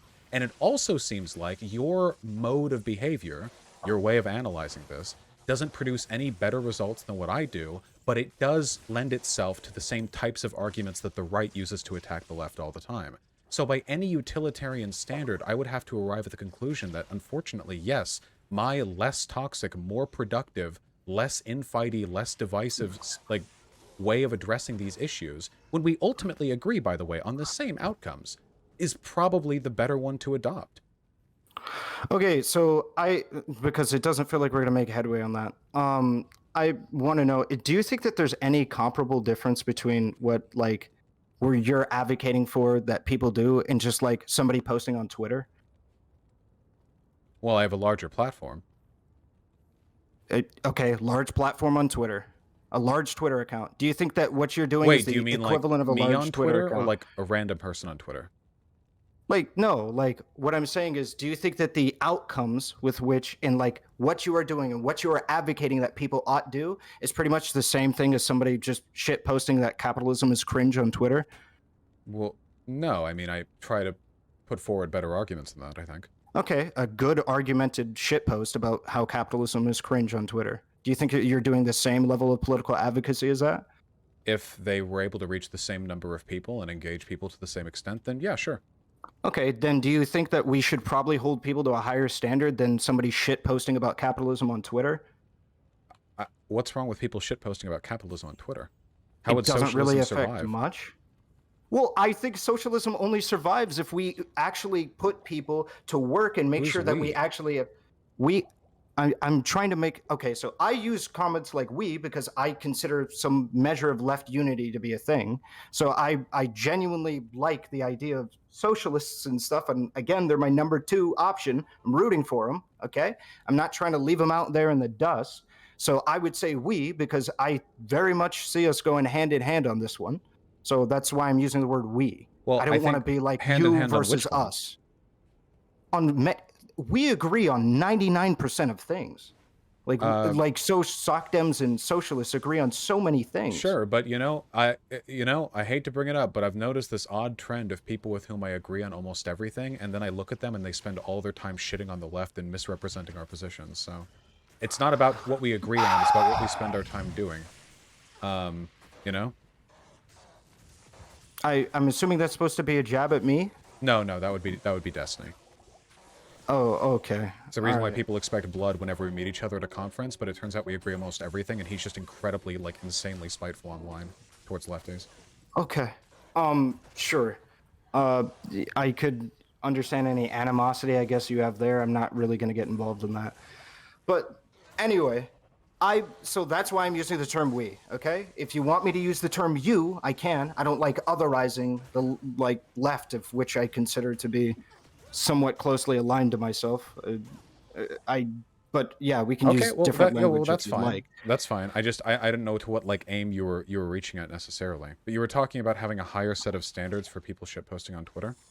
Yeah, I don't know why we can't have a higher set of standards besides somebody shitposting on Twitter, because I think that that's how we lose. We lose if we don't set a higher standard for, let's say, fundraising or canvassing and things like that. That's what we need to do to be able to set a higher standard. If we can do it. But I think my way of handling this will produce that more. So do you think people who make a bunch of money are going to wake up one day and just realize that because you're saying, hey, you could be doing better, they're going to actually do something? Or what do you think they're going to wake up one day to find people shit talking them online and change their mind? Yeah, I think that high quality and good faith discourse from people who are sympathetic to them and are just looking to share some mutual improvement is going to move people over far more than laughing at them and saying they're a hypocrite or whatever, right? Right, so I'm not laughing at them or saying that they're a hypocrite. I've yet to do it here. Well, I know it's moved me over. Lord knows I've changed some of my positions over the course of the time that I've been doing this, and never once has it been done by people online accusing me of being a hypocrite because I'm this, that, or the other. It's always been every single time people sitting down and talking with me and making a positive, what felt like a sympathetic and well-intentioned argument in my favor. And that does not even involve calling a person a hypocrite. I mean, that kind of just seals people off to your right to begin with. I mean, if we could make that argument of that specifically, sure. I mean, everything that I've said in regards to canvassing or fundraising has no hypocrisy. There's no hypocrisy angle there. The only thing that I even made even somewhat of an appeal to was in regards to paying people that do labor for you. That's the only thing that I made that argument to. But I'm just trying to specifically address, I think we could be doing significantly better than a shitposting Twitter account. I don't think that we should leave the canvassing up to the people who are just millionaires or what have you, or people that make less money than, people who are some of our most affluent. I think it is a damn shame that we live in a country where we one of the most wealthy countries, where we have some of the most wealthy people that we have access to be able to change the discourse around, and we advocate for them to do nothing. Like that we have don't hold them to any kind of moral responsibility. We just say, hey, we just wish you could do something else. Like it feels like at that point we're just waiting for people to give us opportunities to canvas instead of creating our own opportunities to canvas and mobilize our viewer base or influence. And we're just hoping that somebody else does it, and then we can direct our audience in their direction. Why not do the advocacy ourselves? Why not advocate that we do that? But we and can. It's through only moral the condemnation responsibility. and the hypocrisy angles that I disagree with. I have said on stream, and you can ask people in my chat, I've said multiple times that I do think Hasan sits in his laurels, that he wants to be like a workaholic, like frat boy, like lean there and react Andy and never actually dip his toes in directly because he's, you know, I don't know if it's necessarily lazy because he streams 3 times as much as I do. It seems like more of a willingness to carve out his own niche and not to dilute that by like making himself adjacent to more traditional political organizing, which is what you would do through fundraising or like canvassing or that kind of stuff. Do you and think? I don't think that's Sorry. good. I don't think that's good. I think he should do better than that. Right. So do you think that by not, because maybe we're just going to disagree on the approach because that's where it sounds like we're at, right? Do you think that like it would not encourage people into the future to continue down the same path if we don't set a precedent that this is not something that we should do, that this is a bad thing to do? Well, you can't, I mean, the distinction between when does it become a bad thing to not do a good thing is really something I don't have a strong moral answer for. The only thing that I can really do, and I don't want to like be boring when I say this or whatever, but the only thing that I can really do is just advocate for people to do good things. Anything, or discourage them from doing harmful things. Anything outside of that, like some kind of broader discussion on when you do a good thing so hard that you need to be expected to do another gooder thing or whatever, which is kind of what we're talking about here, right? There's not even any illegitimacy to those arguments. Like I said earlier, I do think the Democratic Party takes up space by arguing against Republicans, but doing so from like a tepid neoliberal angle. I think they make it harder for real left parties to form. I'm not arguing against the philosophy of doing good things in ways that leaves open bad outcomes or anything like that. I just don't like the way this is handled. And keep in mind, we're talking about this in the most like sanitized way right now, you know? Like, I'm looking at your YouTube thing right now, and that YouTube short that you have is you like scream laughing at a video, which is basically saying that Hasan changed his principles when he made more money. Do you mind if I play that really quickly for my stream? You can do what you want. Yeah, it's your stream. Okay, really quickly. Okay, here. Guys. The grossly affluent is a moral obscenity, and our economic system inevitably leads to oppressive and exploitative power hierarchies. Redistribution is the only ethical option. But now that I think about it a little more clearly, is a man not entitled to the sweat of his brow? I think I heard that in a video game once. And you know, He literally did the meme, dude. He did the meme. That is literally like, is a man not entitled to the sweat of his brow? Is a BioShock Andrew Ryan reference that is supposed to be libertarian, right? But actually, it is inherently socialist. I mean, I won't deny that this is funny. That is true. However, I think the implication here is that Hasan changed his perspective on this because he got money, and I don't know if there's any way of demonstrating that, right? I don't think there is either. Of demonstrating it, or you don't think... I don't think there's a way of demonstrating that he's, like, if there was, I would clip that. And, like... just, I don't know. It just... This is like the tone of discourse that I see so often, sure. you know? So where it's if not, you want to it's like, at the end of the day, it's like, Hasan makes money. Look at how he defends himself. Look at the socialist stance. If you want me to run down all of my grievances with Hasan, I can really quick, so that way you can have it all on the record, so that way you know exactly where I'm coming from. All right. So I think it is really shit how after the editor drama, he proceeded to talk about how he wanted to set up a co-op for his editors. And the people running his YouTube. Then he proceeded to go on H3's podcast and then say he doesn't want to set up a co-op for his editors, not because it would be hard, which honestly, if he said that, yeah, that shit would be hard. Could you imagine trying to set up a co-op for your For like YouTube people, that sounds pretty incredibly hard. hard. Yeah, like I was fully expecting that. I would have accepted that hands down, walked away, been happy. No, what he said was, it was like, because I am the primary producer of the content, I don't think a co-op would be appropriate. And I was like, I understand it, but like I really there's didn't a legitimate like that argument to be made there, right? I think there is, but the thing with a cooperative is that collective ownership is kind of the name of the game there. The problem, though, is that when you're like in a media org, like if you're a Twitch streamer or a YouTuber, you can never really have like a fair or equal share of what's done because there's one irreplaceable worker. You can replace editors, you can replace everyone, but you could never ever replace the person who's behind the camera. Or in front of the camera, I'm sorry. So in that case, a worker cooperative would only really be like a shared payment structure, because in reality, there's no way for anyone other than the person in front of the camera to ever take that ownership with them. It belongs to them because of their face. That's why I don't have a worker cooperative. It would be like, it'd be like a virtue signal. I do pay sharing for sure, but in terms of ownership, they could take the channel, I'm Vaush.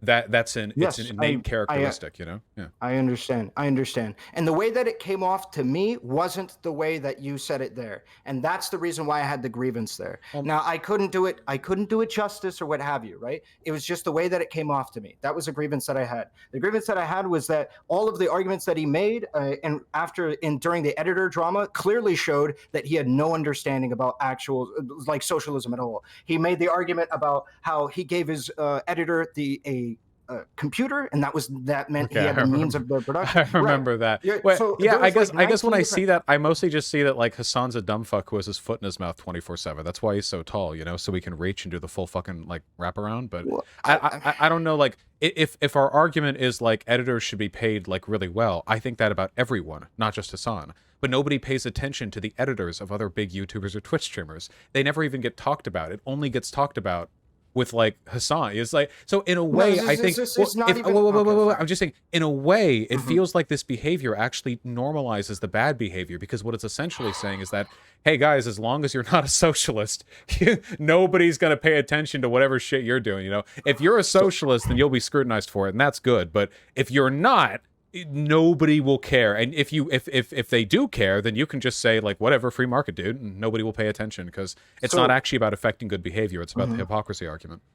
So this, again, I just want to address that specific. I mean, a little. So not in my spheres, no. Like in the social democratic spheres, like the idea that like your editor should be paid rev share is like a commonality now, let alone paid at all. You have soc dems that make fucking $20 a month on stream paying their editors for videos and stuff like this. The trends are changing because of like we're saying that like you ought pay your editor. And I think that like that is definitely influencing people's decisions when they come to like talk about editor pay or what have you. And we're using examples and taking note of other places where we consider it might have failed, like for instance the Hasan editor drama or what have you, right? I think there is real substantial change going on there when it comes to like people saying, hey, we ought do this, we ought not do this, and what have you.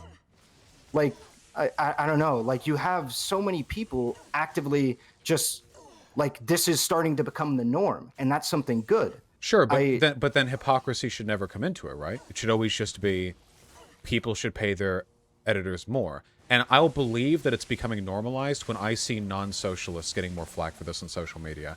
The bias is so hard against socialists that Hasan got fucking like mainstream media coverage over it, which is wild. Like I don't disagree with that. Yeah, that shit is ridiculous. Like 90% of the people that talk about this is talking about it in a trash way. I would never deny it. But the thing is, I don't know why that discourse needs to change in order for us, me and you, to have a conversation without all of that coming into play here. Like, I want to be able to have a conversation, and I could keep going down some of the grievances that I have with Hasan or what have you, but like that's more or less where it ends. Yeah, well, again, keep in mind, I mean, I'm agreeing with the fundamental like position that you're holding here. The fundamental belief that you have that we should encourage good behavior. I mean, it's stupid to say, right? But that we should encourage good behavior. I completely agree with it. I think how you do it like matters a lot, though, and there are ways to do it that overlap with destructive elements of anti-left advocacy, and there are ways that won't do that. And I'm not trying to say that your arguments are stupid as fuck like Ben Shapiro's or whatever. I'm saying that using hypocrisy as a a vehicle for impugning for impugning socialists, you know, like using that as like a means to assign them a greater degree of can moral we take culpability. away can we take away the hypocrisy? Because again, I want to Jesus. Are you watching my stream? Did you see me not pay attention to my health bar? Oh yeah, I thought you were playing hardcore. My fucking heart. No, thankfully no. I was like Jesus Christ. No, okay. So yeah, maybe we can talk, because again, I'm not trying to use hypocrisy for him for anything at all besides like not paying people that do labor for you, and explicitly just like throw his mods a bone. That's all I'm saying. And like, even still, if that language like fucks this shit up, I'll stop using that language if that's something you want to do, and if we can break bread on that, right? Like, yeah, it's not. But like, at the end of the day, I'm not using the hypocrisy. Is what. Sometimes, I mean, okay, I understand how it can affect how you would respond to somebody's behavior, because if you think they're acting with like an element of malice, you might have to respond to them differently, because you know, different types of behavior require different types of responses. I get that. It's just with the actual underlying arguments, can you understand like the perspective that I have on this, or the feeling that I have, where it seems like overwhelmingly this conversation is only being had because people are holding socialists to a higher standard than like any other group? Well, yeah, I do. But I think in certain areas that makes sense based on the argument that I made previously, which is that they have a greater understanding of how labor is. Like, I mean, I don't think you would disagree that they have a greater understanding of how labor ought to be and is actively influenced by people that purchase it, trade it, or what have you, right? Yeah, but isn't the technical consequence of holding people to a higher standard, if they're in the correct political movement, to discourage people from entering that political movement? Yeah, you would potentially discourage people from joining that political movement 100%, or in a primarily like streamer fashion. I don't think very many viewers are going to be discouraged. No, because it happens all over the board, and I know there are people in like the non-streamer, like regular people or whatever, who have experienced this as well, where when you're on the progressive side of things, you suddenly get held to a higher standard as well, you know? In a way, like, I'm not saying you're as sneeringly dishonest about it, but in a way, it's kind of like how conservatives will, you know, accuse you of assuming their gender when you're a progressive and you talk to them. Like, they try to hold you to a higher standard because they have a misunderstanding of your beliefs, and they try to do it, like, use it to make your life worse or whatever. Stuff like that. Like, with being a socialist, you know? If you really wanted to, you could hit a socialist for hypocrisy for anything. What about conspicuous consumption? That's you know, it's a concept generally aligned with socialists, where they believe that the public consumption of commodities can be used to further deify like you know, capitalist like consumptive standards. So would you be like, oh well, you know, you're a socialist, but I noticed that you drive a nice car. Don't you think you're participating in conspicuous consumption somewhat here? And then, like, it seems like because socialists have so much theory and they talk about so many things, there are so many potential, like, angles you could get one of them on, you know what I mean? For no benefit, like, no good comes from this. Well, I disagree with the no good comes from it, because if you believe in the principles holding people, so this just comes down to the difference in how we go about it. I think if you hold those principles, holding people to account on those principles will necessarily, if you believe in them, result in better outcomes. However, right, we may disagree that like holding them, what does it look like? What does holding them to those principles look like? And how does that manifest in discouraging people from participating in it and what have you? And I think that's where the real disagreement lies. I think because we hold people to a standard where if they, let's say we agree on $1 million discretionary income, that means $1 million after taxes, after rent, after everything, $1 million income, they should pay their mods a penny, right? Like, I think because we do something like that, like, obviously I'm being a bit hyperbolic, so you have to, you know, bear with me on that. But like, if we do something like, I don't think very many people are going to get turned off. I just don't think that's a socialist thing, like having money, like paying your mods. I think that's something like everyone should agree to, right? If anything, considering the fact that modding is usually considered volunteer work, and volunteering is something advocated for by capitalists, you could make the argument that paying your mods would be more of a capitalist thing. Because capitalists are the ones who think that volunteering labor should be transactional by nature. So to be clear, recognize it as... To be clear, I would apply this to SOCDEMs as well. This argument about paying people like mods and shit like that, and volunteers and stuff like that. Like, for instance, I've had several people who have told me, yeah, I'll make emotes for you for free. And I'm like insisting that, you know, they give me a price point so that way I can pay them, right? Because I think that the labor that they provide, I'm benefiting off of it materially. I ought to provide them, you know, compensation for said labor. Why not right? liberals and conservatives, right? I mean, do conservatives advocate for charity more than like any other group? Yeah, I would agree. I would agree that I would hold them to a standard where in which, yeah, they should do those things. But I don't believe the moral condemnation I could give them would be equivalent because they don't understand the ramifications of those actions as much as I do. Wait, they're ignorant. Yeah, they do. I don't think they do. So I don't think conservatives that and liberals aren't ignorant to the fact that when you give people money, they can buy things. Why are you infantilizing them? It's not about giving them money that they can buy things. It's about whether or not volunteer, like you're going about that interaction knowing that the person who is saying, no, I don't want compensation for being your editor or compensation for being your emo artist or what have you, might be doing that from a position of, holy fuck, this person might find a new emo editor or a new video editor or what have you, and I really don't want to upset them, so maybe I'll just go without asking for payment this time, which is absolutely a dynamic present that I'm not too confident that many other people may understand. Sure, and but I wasn't talking about that. I was talking about like paying your mods. I don't think there's anything more socialist. I think that everyone like kind of ubiquitously knows. But my point is that if we understand that system might exist, we are going to understand that as leftists or people on the left, excuse me, more broadly, than other people, let's say like conservatives. They're not going to fully understand that dynamic as much as we are, that there are people who are like editors or what have you, that, or at least disproportionately this is the case. Of course, the conservatives capable of knowing it. Disproportionately speaking, we're going to understand that there is poor people or people who are editors or what have you in incredibly I understand fields. all that. This just seems like kind of the thing that leads to people being really shitty to vegetarians from both the non-vegan and the vegan side of things. You know what I mean? Are you familiar with that phenomenon? Yeah, kind of, yeah. Yeah, because I mean, you can run it down. Omnivores will trash vegetarians because omnivores are constantly insecure about the fact that they're like, you know, participating in the slaughter of animals, and they feel bad whenever they see a person not eating a burger because they get reminded of that. And vegans don't like vegetarians because they think they've compromised, that they're still willing to eat animal-derived products. Yeah, but they're aware of the fact that eating meat is bad. But they're not willing to go all the way. They'll still participate in consuming animal products.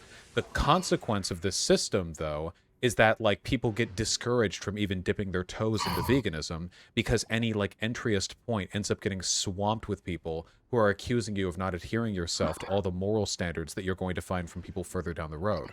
When it comes to like socialism or whatever, the reason why hypocrisy just isn't a thing on my mind is because it feels like that moral framework or even looking out for that sort of thing will only lend itself towards making your movement more difficult to like participate in and get up off the ground. You see this all the time with like woke scolding and gatekeeping on the online left as well, where the moment you become a leftist, you're expected to check your privilege and adopt 47 different fucking ethical understandings of the way in which being white is bad. But when you join the right, you don't have to learn shit. You can just be a dumb fuck and they'll just accept you, you know? And the consequence of that, even though you are encouraging better behavior from people in the left, is that the right is incredibly good at pulling over fuck tons of teenagers who have no understanding of this shit. And then the left is really bad at it. And the left, despite being better in every imaginable way, is fighting an uphill battle because we care about people being perceived hypocrites, and the right doesn't. They just accept people. That makes our movement weaker, and we're not talking about like crocheting clubs here. We're talking about who fights for the future of the world. A weaker left movement is a weaker world, in my opinion. So with all that being said, it seems like this, I don't know, this way of going about things, even if it doesn't have anything to do directly with spite, even if it's being done like purely out of altruism or out of a sincere desire to make the world a better place or whatever crap like that, it still seems like its outcomes are negative. So I have to find other ways of challenging this, you know? I mean, I can disagree. I think that I agree with parts of your shit because it's just completely undisagreeable. Like, of course, or sorry, it's only agreeable, I guess. You know what the term I'm looking for there is.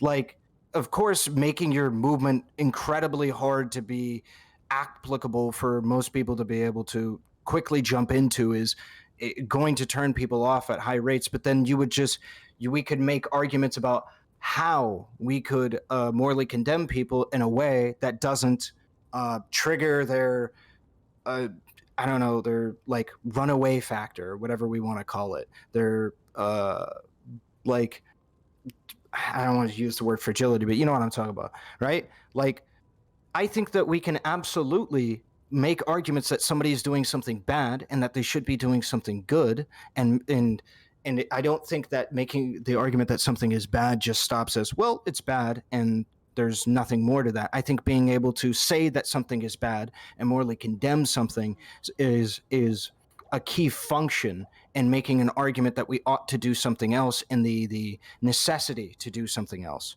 I think if we're making arguments that, hey, everything that you're doing is all right, champ, you could be doing better, though, it creates there is no sense of urgency whatsoever for that individual to ever improve. There is no incentive almost at all for that individual to improve, except for a double thumbs up or what have you. And I think that you're going to get a lot of people that are okay in that space of lacking of criticism.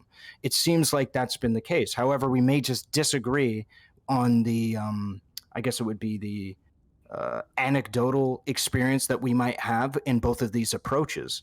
I don't think that I have to get to the level where I'm arguing against the vegetarian and what have you, and saying that they're a piece of shit. And all that. I think. I mean, what? if you're saying if people don't pay their mods, but then a person is like, oh, I'm a socialist, and then them not paying their mods,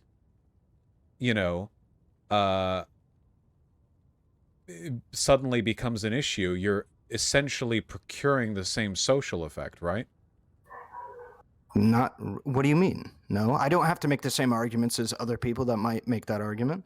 Well, right, but if what you're saying is by joining up with a political movement, you are opening yourself up to new lines of attack for things you were not previously being attacked for. Yep. Isn't that kind of a passive discouragement against, joining up with that movement? Oh yeah, sure, of course. Yeah, it's going to be. But yeah, I'm sorry for the dog in the background. No, it's perfectly fine. We love dogs here. Or moreover, against like moving over at all, For instance, I know there are a lot of people who are sympathetic to like anarchist arguments, but like getting into that, I know that things get I know that things get increasingly academic and esoteric, and it becomes like really, really, really difficult to adhere to a lot of the broader political stuff that they advocate for. And it's just so difficult. And the right never has any fucking issue with this, by the way. You can be anti-gay on the right and fuck gay prostitutes out in the weekend, and nobody gives a fuck unless you're found out about it publicly. They do not give a shit about that otherwise, Steven Crowder fucks trans girls, is like a huge chaser, apparently, according to some people behind the scenes. So is Richard Spencer. And like nobody cares unless it's made public. That's like the only time people give a fuck, So there's no gatekeeping over there except on the farthest ends by the craziest people. But over here on the left, like it's like, you become a socialist, and again, like why not with the conspicuous consumption argument, right? I mean, if a person wore a nice shirt and they were a socialist, couldn't you argue that like they're spending their wealth in a way to demonstrate public consumption, which is sort of lending credence to the capitalist mode of production? You could make that argument if you wanted. I've seen socialists make that argument. It's so exhausting. I mean, you could make the argument if you wish. My argument would just be that if you're stating a large position that this means of creating whatever, like allegedly, not apparently. Sorry, allegedly, all that stuff that I said. I thought you said allegedly. Okay. Allegedly. Okay, but you can make shirts or what have you, you can buy shirts from a place that you believe doesn't ethically source those shirts, and that isn't really an issue for me until it comes to the idea where in which you have the means to be able to buy that shirt in an ethical way, if you can, right? So if you have, let's say the shirt is $5, right, from an unethical source, but you make like $1 million in discretionary income and it costs $20. If you buy it from an ethical source, I would expect you to buy it from the ethical source at that point. I would say you have a moral them for obligation. not? Yeah, I would say you have a moral obligation to uphold that. Yeah. Okay, so again, you would morally condemn a wealthy socialist for buying a shirt from like a typical big box store. Like if they got a shirt from like No. Target, you would see that and you would go, Not you had the necessarily. option to buy from an ethically sourced No. local co-op man. Well, you just said that. No. It's if they consider that to be a large part of like their political identity. Why does wait, again with the hypocrisy, why does what they consider for their political identity relevant? It's bad or it's not. And also all socialists consider like, so- the capitalist mode of production to be something that gets facilitated through like the purchases So of those stores. then we get into the in a society meme, and you have to be able to buy a shirt in society, and there's no fucking there's no way you can buy a shirt without like doing the weird like fucking paying for every single person's wage in a factory that you made that you handed over to the workers. And But you said that you'd gets condemn it. absolutely ridiculous. I would condemn it if there's an ethical way to do it and that's reasonable to be able to do. There always is. In the modern world, you can just buy anything from co-ops. But you're literally saying that if a person, like if you saw a socialist who cared about this stuff, who Yeah. was wearing a t-shirt that they bought from Walmart or whatever. And it doesn't and they have to just be a socialist, but yeah, it'd be anybody. Oh, wait, hold on. So you would say, you literally just said it depends on how much it's essential to their ideology. Why do you keep saying it's about hypocrisy and then backing off of that? Wait, hold on. There's nothing wrong. Wait, do you think ideology only belongs to socialists? If you're, let's say, a conservative that believes that that buying goods, I guess, from a union, but then it is a hypocrisy-based argument. Yeah. So yeah, but it's not about the hypocrisy of socialism. But why does the hypocrisy matter? The reason why it matters is because you have the availability not to. Wealthy capitalists have the availability not to. And if they believe that that's a problem, that unethically sourced shirts is a problem, what if they don't? ought not buy it. Does that make it Then not bad? I don't think that makes it not bad. What I'm talking about is whether or not I can attribute some level of ignorance versus malice to it. If they recognize that it is a bad thing, I don't think it's malicious. I don't really care to buy a t-shirt from Walmart if you're a socialist and could afford to buy it from a co-op online. These are explicitly hypocrisy based on. I don't know why you keep saying like it's not about hypocrisy, but then every time we talk about it, it is indeed about hypocrisy. It's because the original conversation that we were having was not about hypocrisy. That's not what it was about. The Hasan situation was not about hypocrisy. That is the thing that bothers me. It's when hypocrisy is used as a metric by which people attack socialists but not other groups. I'm literally telling you that if a conservative or a capitalist had this same argument, that I would attack them as well. I don't know why you're honing in on socialists here. And also, I want it rooted in that, like, the original topic that we were talking about was not about hypocrisy. Okay. The original topic that we were talking about was about what obligations we have to do good on our platform, and your arguments were specifically influenced by the political beliefs of the hypothetical people that you were describing. Which means that hypocrisy was the element. You're talking about hypocrisy every time. Like, every time any justification comes up, it's about hypocrisy. Do you think that if somebody holds a political belief, me expecting that they should carry out that political belief in reality means that I only care about hypocrisy? If you think it's more bad to do a thing because the thing that you're doing doesn't align with your broader political views, then yes, that would be by definition an appeal to hypocrisy. That is on the basis of your ignorance relative to the outcomes of the action. I don't think I can morally condemn somebody on the same level based on the... Capitalists are aware that when you buy clothing from a big box shop, that you do so in a way that like feeds a broader capitalist system and like gives money to sweatshops and stuff. You're conflating awareness of a thing and moral positions on a thing.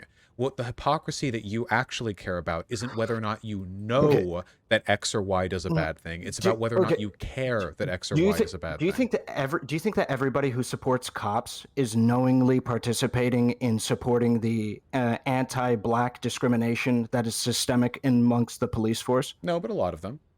Hold on. Okay, so I would make an appeal to those.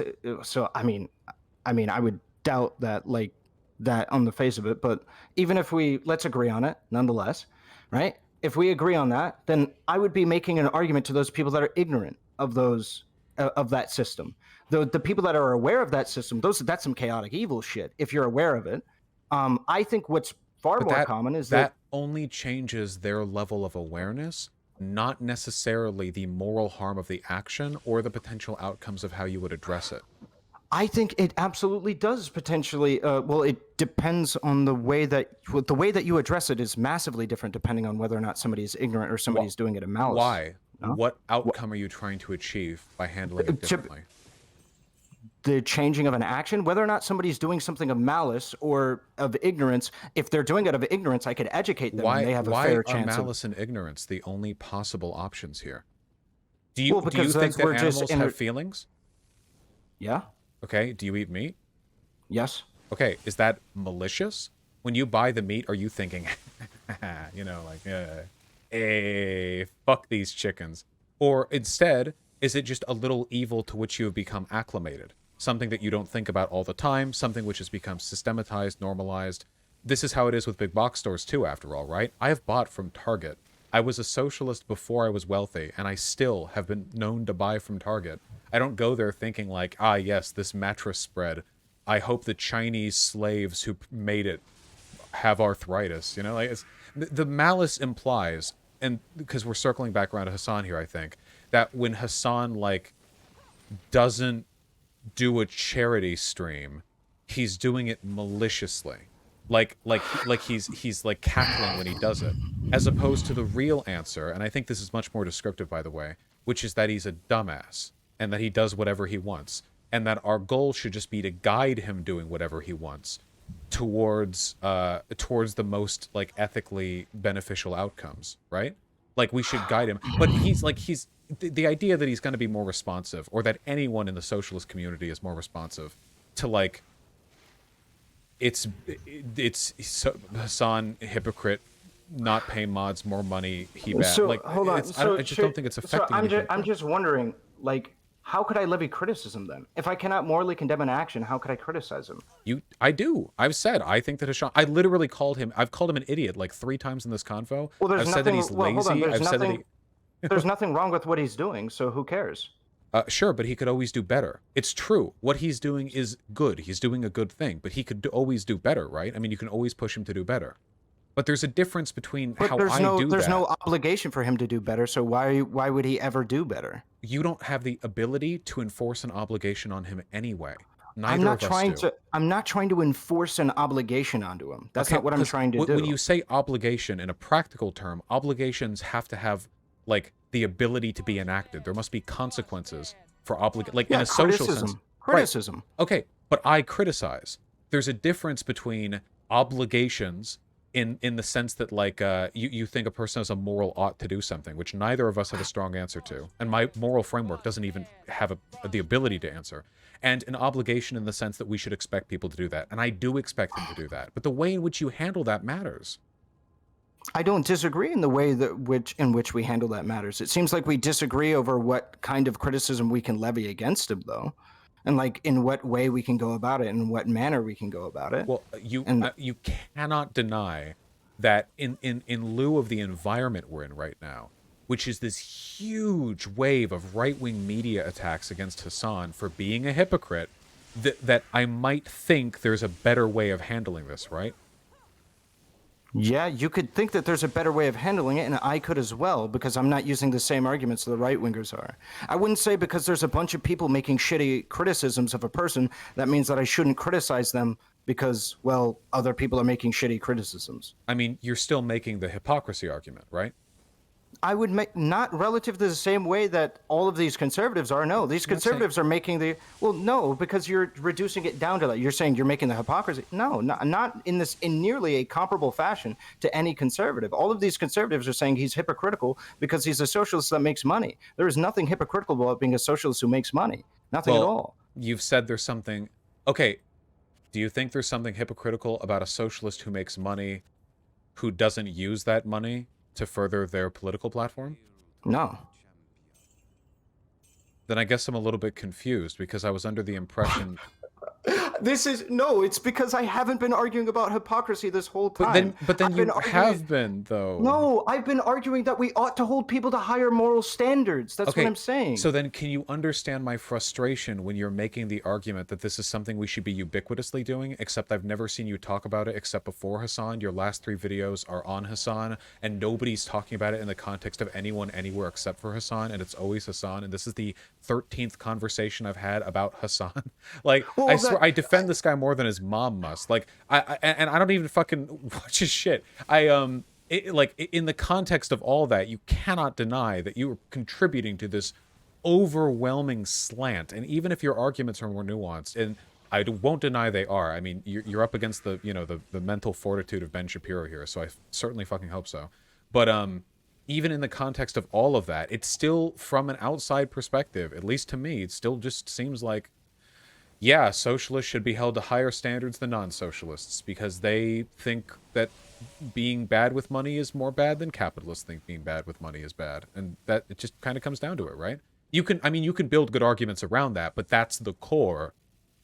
Holy shit! That's the giant thresher. Okay, hold on. Sorry, I didn't mean to shout like that. That was very brief. That's fine. Like, it just has to do with like your political philosophy and what you believe, what I can consider to be reasonable relative to it. I will hold you to a specific standard. I think that that's fine. However, that specific standard there should be like basic human standards, but also there's like educational standards that I expect like a socialist to meet in comparison to like other people. So like, then for that instance, is the stop saying it's not a hypocrisy argument, but then say that is a hypocrisy argument. We keep running around that in circles. Can you explain this to me? Then how is it a hypocrisy argument for me to expect a socialist to know about, let's say, welfare, disproportionately speaking, relative to a conservative? Anybody who talks politics at all should be aware of like welfare, right? I mean that should be like a ubiquitous thing. They should be, but that's not the reality. However, I don't think it is obtuse for me to expect that a socialist knows more about welfare than a conservative. Well, this is the thing you keep doing though. You say that a socialist should know more about something, but you're not actually talking about what socialists know about. You're not talking about what knowledge they have.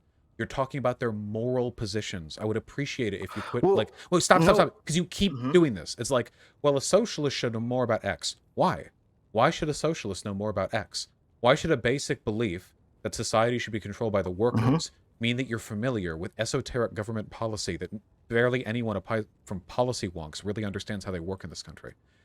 What you're saying is... Do you want me to answer that? What you're saying isn't that socialists know more about it as a group.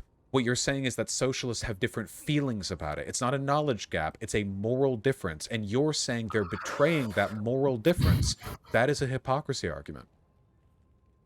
Okay, so can I respond to the original claim? So the reason why I would attribute that like socialists may know more about X, Y, and Z is because it is closer towards or encompassed by the tenets of what I would consider to be somebody who labels themselves as socialist. So if somebody identifies as a socialist, they're probably going to know about the means of production. Do we agree or disagree about that? Like we probably, that's probably the case, right? I mean, and if a person's a capitalist, they probably know about like welfare. Don't you just know about welfare if you're poor in this country? I mean, you would know about it just tangentially if you grow up in any family that had to benefit from it. Sure, but like my whole the part of this that I feel like is getting lost is that a socialist, right, doesn't get just, typically speaking, naturally just occur inside of our society. You have to undergo some kind of political education, some political reformation. I mean, it seems like right now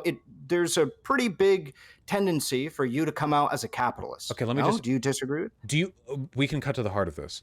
Okay. Do you think that it is equally bad for a socialist and a capitalist streamer who both know about the working conditions of poor people to not pay their mods? Yeah, it depends. Because if the reason depends means this is a hypocrisy argument. Because you keep saying it's a knowledge gap, but if they have the same level of knowledge on it, that it's not a knowledge gap, it's their value system. Well, no, you said the same level of knowledge about like worker exploitation. Their Right? same level of knowledge about everything related to the issue. They just disagree on it morally. Oh, everything related to the issue? Then no, yeah, I would not, or then I would attribute the same thing. I thought you just said worker exploitation. There's more facets than just worker exploitation than that. So if a socialist and a capitalist like YouTuber knew the exact same amount about everything, they just had different moral positions, you would say they're both equally acting it out of malice if they don't pay their mods or whatever. Yeah. Okay. Do you think it's a little bit unfair that you automatically assign a greater degree of knowledge to socialists then? If it's the knowledge gap that bothers you. Absolutely not. Paying your mods, I don't really know if that has anything to do, like an Really? understanding that paying your mods is good. Like by that metric, you could say that socialists instantly, by innate knowledge, have more knowledge on everything relating to do with poverty and the economy, because socialism is an economic system and they tend to sympathize with poor people. I don't think that's true. I think it tends to be that conservatives are going to have a greater understanding of how the stock market works than socialists. I guess it just seems like if we're really reducing this to a knowledge gap, you found a way of like putting the hypocrisy argument one further. Like, it's not the hypocrisy argument. It's just I assume socialists will know more about all the things that I will morally. Well, I don't think it's wild to assume, to not only assume but also like have evidence for like the knowledge of these specific things. So like this, I use this in reference to. I just think everyone what I knows said. it. Come on, I'm using this like for instance in reference to Hasan and the editor situation, where he's saying that like he gave his editor the means of his production by giving him the. Yeah, I'm not denying computer. that was. Yeah, I'm not denying that was stupid as shit. And the reason why I could condemn, in my opinion, him more for that than somebody else is because he has a level of knowledge about it. He has a level of knowledge about giving people the means of his production and what the means of the production mean in regards to liberating the workers. And I would argue that that is not just something that people are born innate with, that they just have any knowledge or what have you over it. I condemn him more because he claimed to be somebody and prescribes or states that he is somebody that has a measure of knowledge on it and clearly didn't. Yeah, well, I agree that it's okay to condemn him for that thing that he said, but I'm just talking about stuff regarding like whether or not you should be like donating money to causes or whatever. But you know, I think the reason why I want to talk about the computer thing is because that stems from, in my opinion, his knowledge of the situation. If he was somebody that didn't know anything about the means of production, I let that shit slide. No, I agree that, but really you assume a greater degree of knowledge, and I think that you assume way too little knowledge from like non-socialists. Like, you really don't fucking think that like liberals and capitalists and conservatives don't know like that they're mistreating their workers when they do X or Y. I think no, they know. I think that they don't have like a broader ideological framework to insert that analysis so in. I can cite Ethan Klein literally and Hasan having a debate on this on their podcast where Ethan was like, no, I think it's a fair wage to not give your editor rev share, and they had a disagreement about that. Like Ethan believed that you didn't have to give your editor like 50% rev share for it to be a fair and equal wage. Like there is a massive amount of difference between these things. Like what one person considers to be a fair wage and exploitation versus another person considering it to be a fair wage and exploitation is radically different between these people. But that's a moral difference, not a knowledge one. Well, no. Okay, so they both know. They're both equally aware. They're both equally aware of what? They're both equally aware of all the relevant conditions. They just have a different moral understanding of what is an acceptable amount to pay a worker. And what is that informed by? Your knowledge of the situation is not informed by your moral perspective in the way you're describing. Because if it was, then this would become a hypocrisy argument again. If you're saying that the knowledge surrounding fair treatment of workers is gatekept or at least heavily coded behind the socialist moral framework, then that would again mean that your standards for condemnation would rest heavily on the ideological leanings of the person making these arguments. And that would be, if they're socialists, they're held to a higher standard. There's no way of moving past this. Look, okay, I'm sorry. we've been running in circles for a Yeah. long time, and this is infuriating considering the fact that allegedly we agree on what we should be doing here. Basically, you just think that we should be like condemning, and I think we should be encouraging. The fact that we've Sure. managed to draw 2 hours of blood from that stone is insane. Can I just That is true.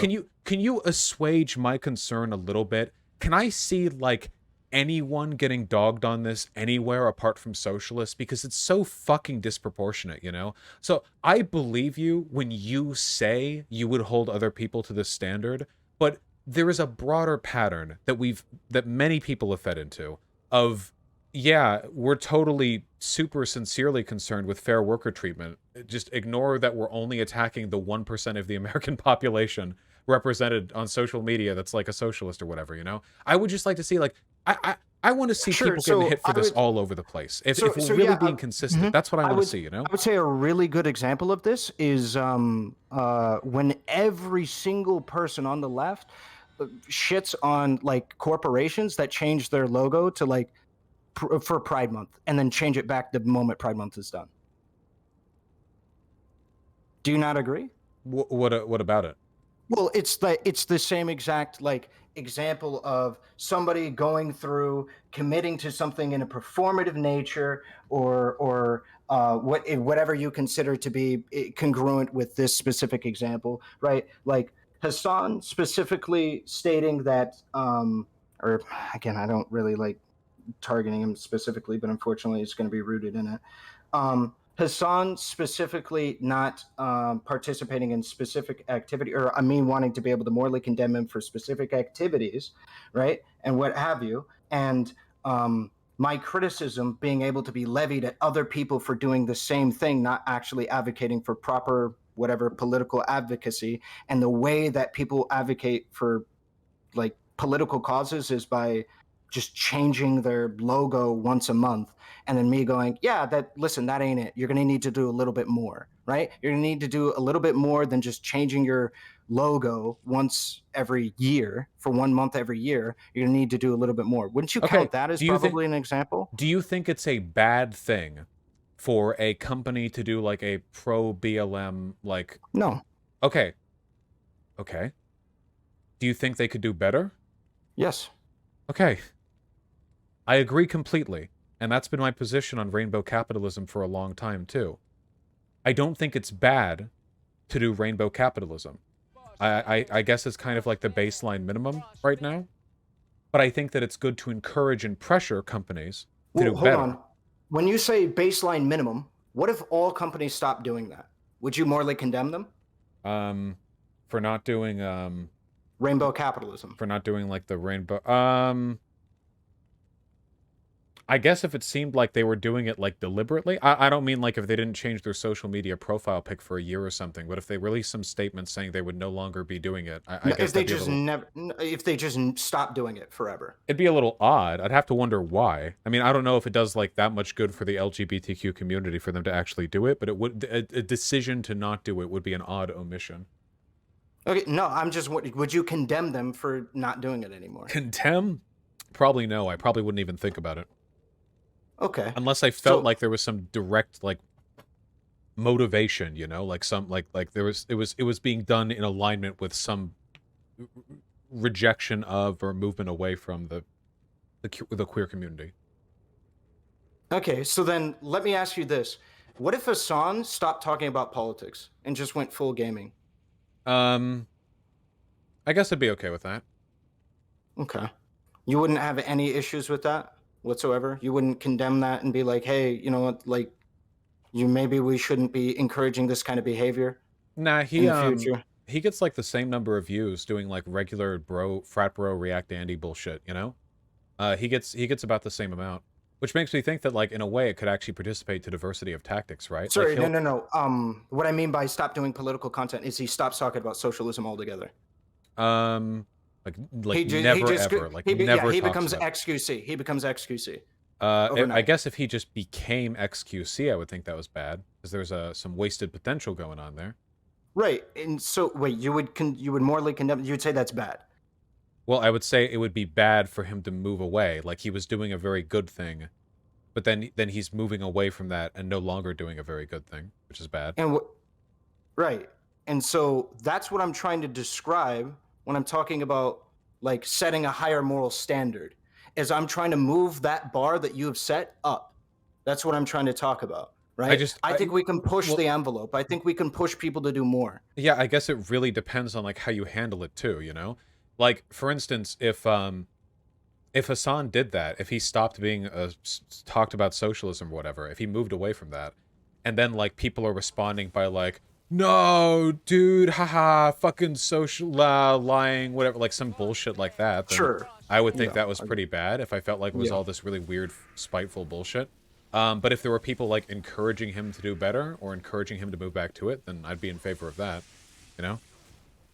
So I guess then maybe perhaps it's just a language difference here. We're just throwing up semantics, because I would say that you referencing like a retreat from standard or status quo for some of these things, like whether it be rainbow capitalism or let's say Hasan propagating socialism, and your moral like saying that's bad, however you describe that, is probably the same way that I'm describing that we ought to consider the standard bad. We just ought to make the status quo a thing of the past. And yeah, but I would still never respond to it the way that like you and a lot of other people do, where like it's hypocrisy based. If you're a socialist, you should put more effort into like making your arguments, you know, shit like that. I would never ever make those arguments. Hey, do you think that I'm making it a hypocrisy based argument as my like primary argument? Like, because you're constantly stating that I'm making a hypocrisy-based argument. Yes, I do think that. I have to think that, yeah. All right.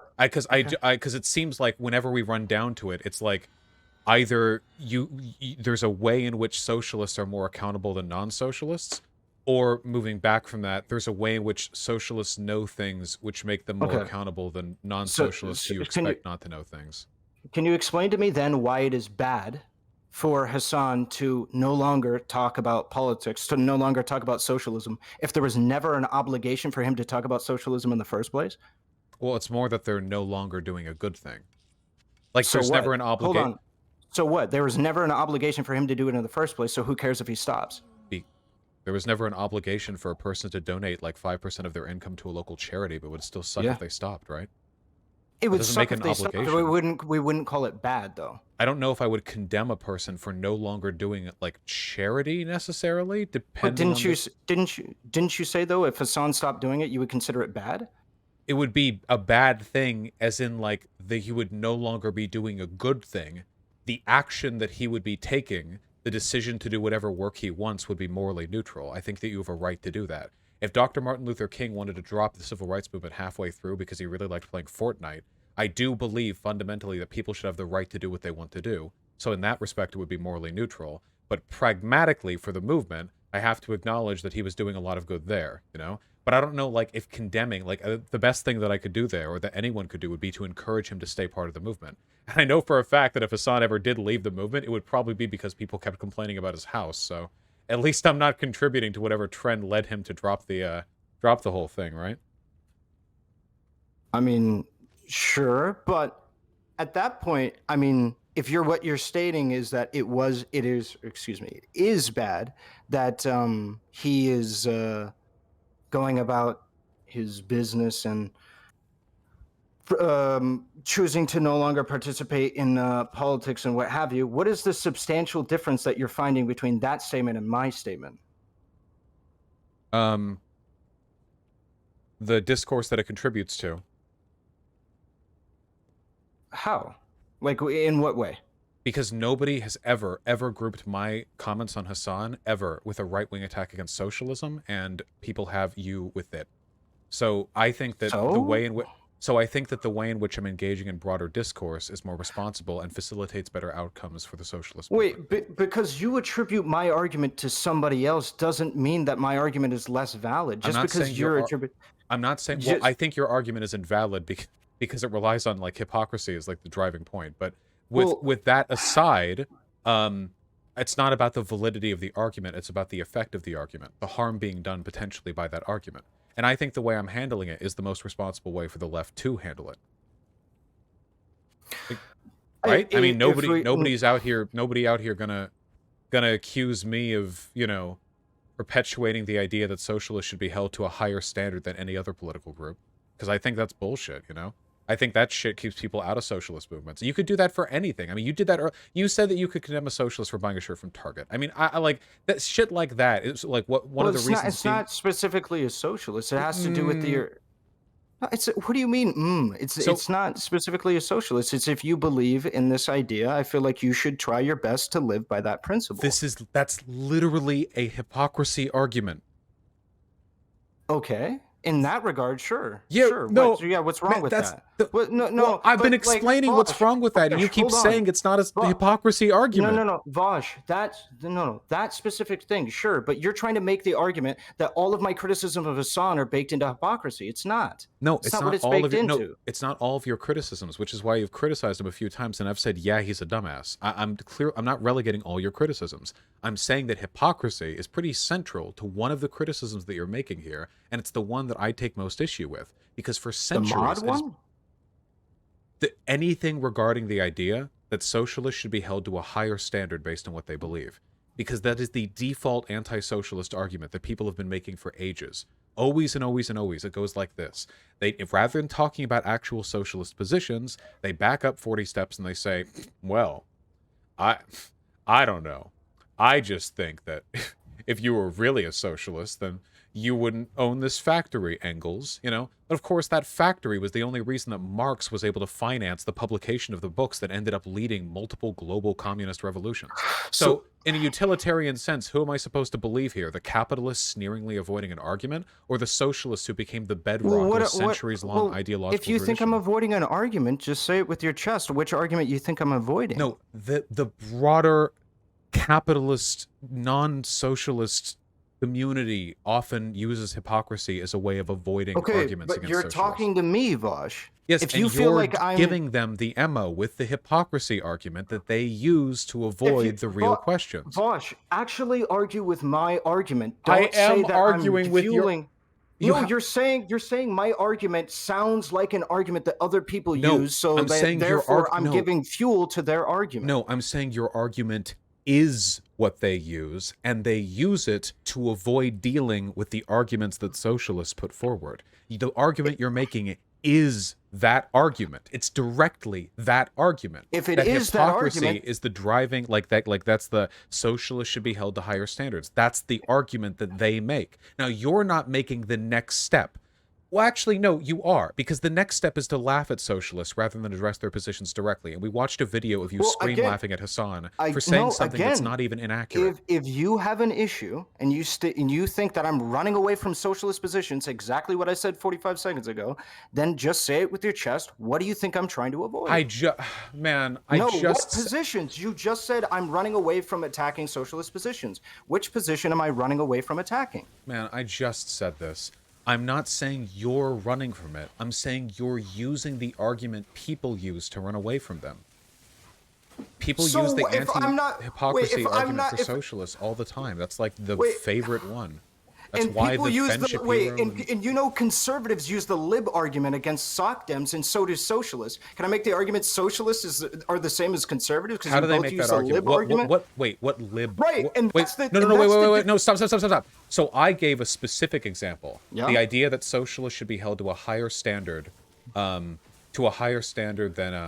people in other political groups. You said the lib argument. What does that refer to? What argument? That refers to liberals being incredibly, I don't want to use the word ostentatious or anything like that because I think that's misuse of that. Liberals being incredibly fragile and weak around specific topics in regarding to capitalism, their retreat to big tech, or their retreat to coupling up to big business and what have you to protect themselves from. Are liberals not by definition pro big business? And the conservatives make the exact same argument. That'd be my point. The difference is that's a true thing. That's a descriptive fact of the world we live in, whereas you're making a moral argument. Wait, what is the argument that I'm making that is not descriptive? The idea that socialists should be held to higher moral standards than other groups. Okay, that's a moral argument. specifically, right, you are held to different moral standards because you have different moral standards. Like, I don't feel like this is I'm not a weird. moral I don't feel like relativist. I don't think that the standards by which I should be held to are affected by the things I believe. I think that good things are good and bad things are bad, and we should all do good things and not do bad things. The level of information we have is relevant only insofar as it facilitates our ability to meaningfully like achieve our goals, like in a pragmatic sense. But you don't believe what you're saying right now. Do you think that rape is okay if pro-rape people are doing it? Of course not. no, there are no. I would never say that something is okay because of ignorance, but I would say that my moral It's condemnation. not ignorance. They know that rape is harmful to women. They just don't care. So should they be wouldn't held to s- different standards? No, I agree. So people's moral positions on something, their moral beliefs, I don't think it should influence their the standards we hold them to. Not directly. Maybe the positions they're in, like the positions of power they I'm might talking hold. about the moral condemnation versus like something like perhaps we could talk about punishment or what have you. I think often there needs to be, but not always, punishment that is befitting the more or less, for lack of a better term, befitting the crime, right? The outcome of what happened, right? But also that needs to be coupled in is the information that an individual has. I'm making arguments about information. Yeah, but then you're assuming socialists always have the information, so it's not really about. I don't think so. When I'm talking about Hasan, this is why I say I don't think this works perfectly for Hasan. I have thousands of hours of footage to be able to back up that argument that he has made claims. This is why I talked about the editor and the computer example. I don't think you can retreat from that position. Sorry, not you. Hasan could retreat from the position that like he was ignorant of the way the means of production works or what have you, like in regards to his You gotta display wonder or his how much Marxist theory Hasan has actually read, because I feel like I think it's very little. Yeah. He might give me a run for my money when it comes to a principled understanding of some of this stuff, like how little he's read on it, you know? Sure.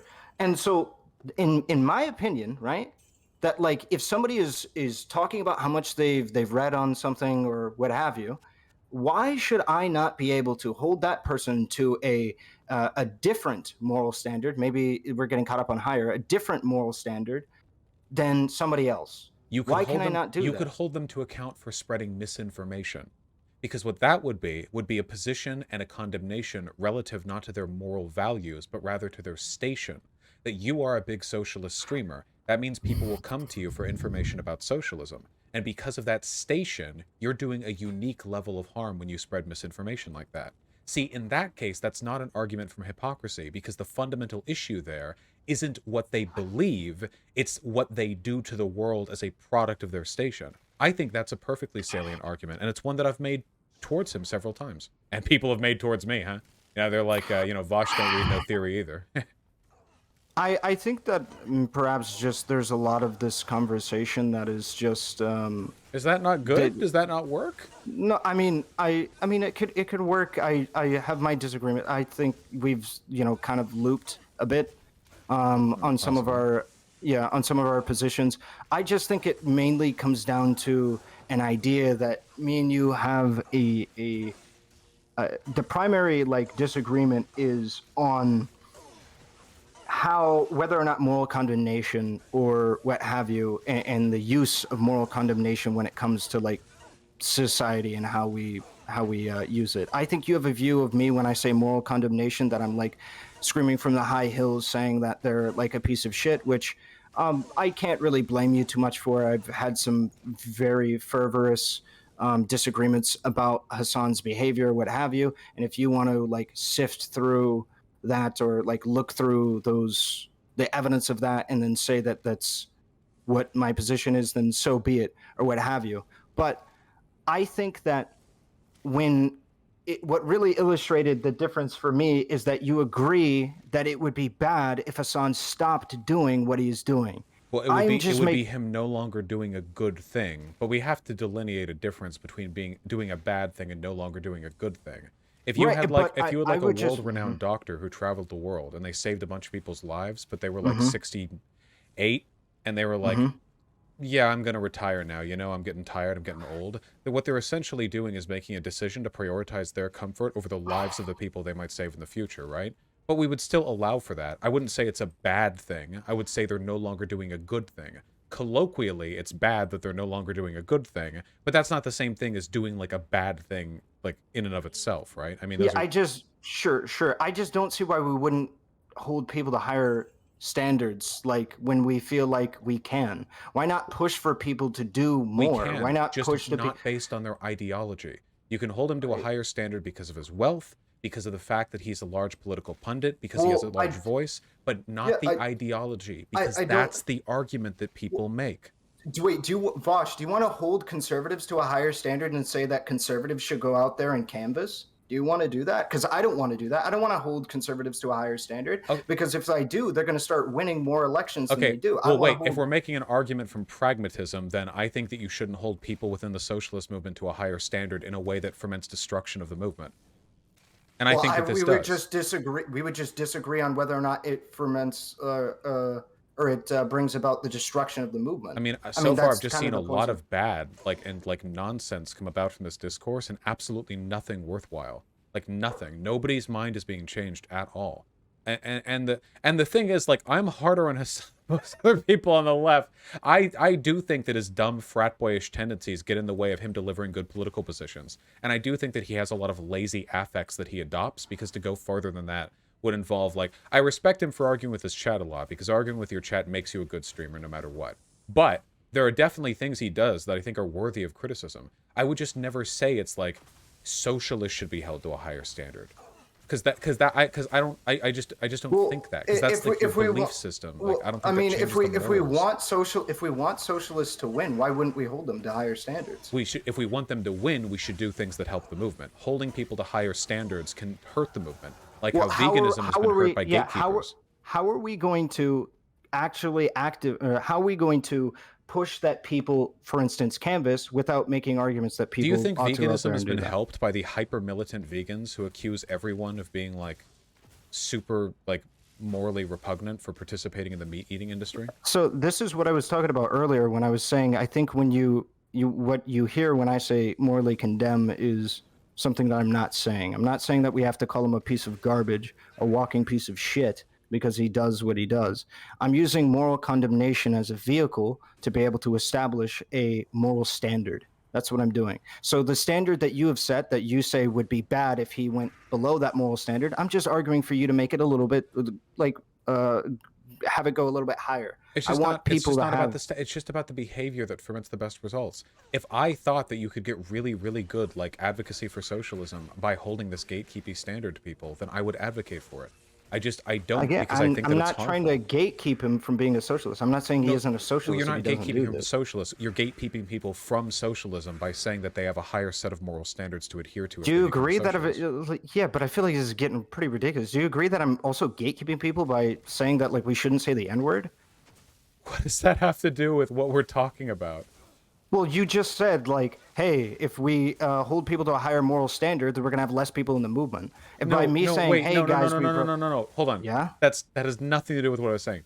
Not whether or not we hold people to a higher standard. It's whether or not you think that you're more willing to condemn a person if they join the movement that you want them to be a part of. Like, are you, like, like, for instance, veganism, and I think this is a perfectly salient example. Online vegan advocacy has been fucking destroyed by the gatekeeping, like, piece of shit, like, moral Puritans who make it insufferable. Like, because to them, going vegan for one day out of every week is it's like it's not enough. If anything, it's an insult, you know? Because in order to do that, you have to kind of get in with vegan communities, you know? Like, nobody started getting into veganism without being at least tangentially close to vegan communities, but they'll hate you for it. Because they don't, because they just see you as like you know, like, oh, well, now that you're aware of this stuff, you know, now that you're at least partially in it and you're still like eating meat 6 days out of the week, like, no. But it leads to like really bad outcomes in advocacy. The most successful advocates for veganism have always been the people who are super fucking chill about it.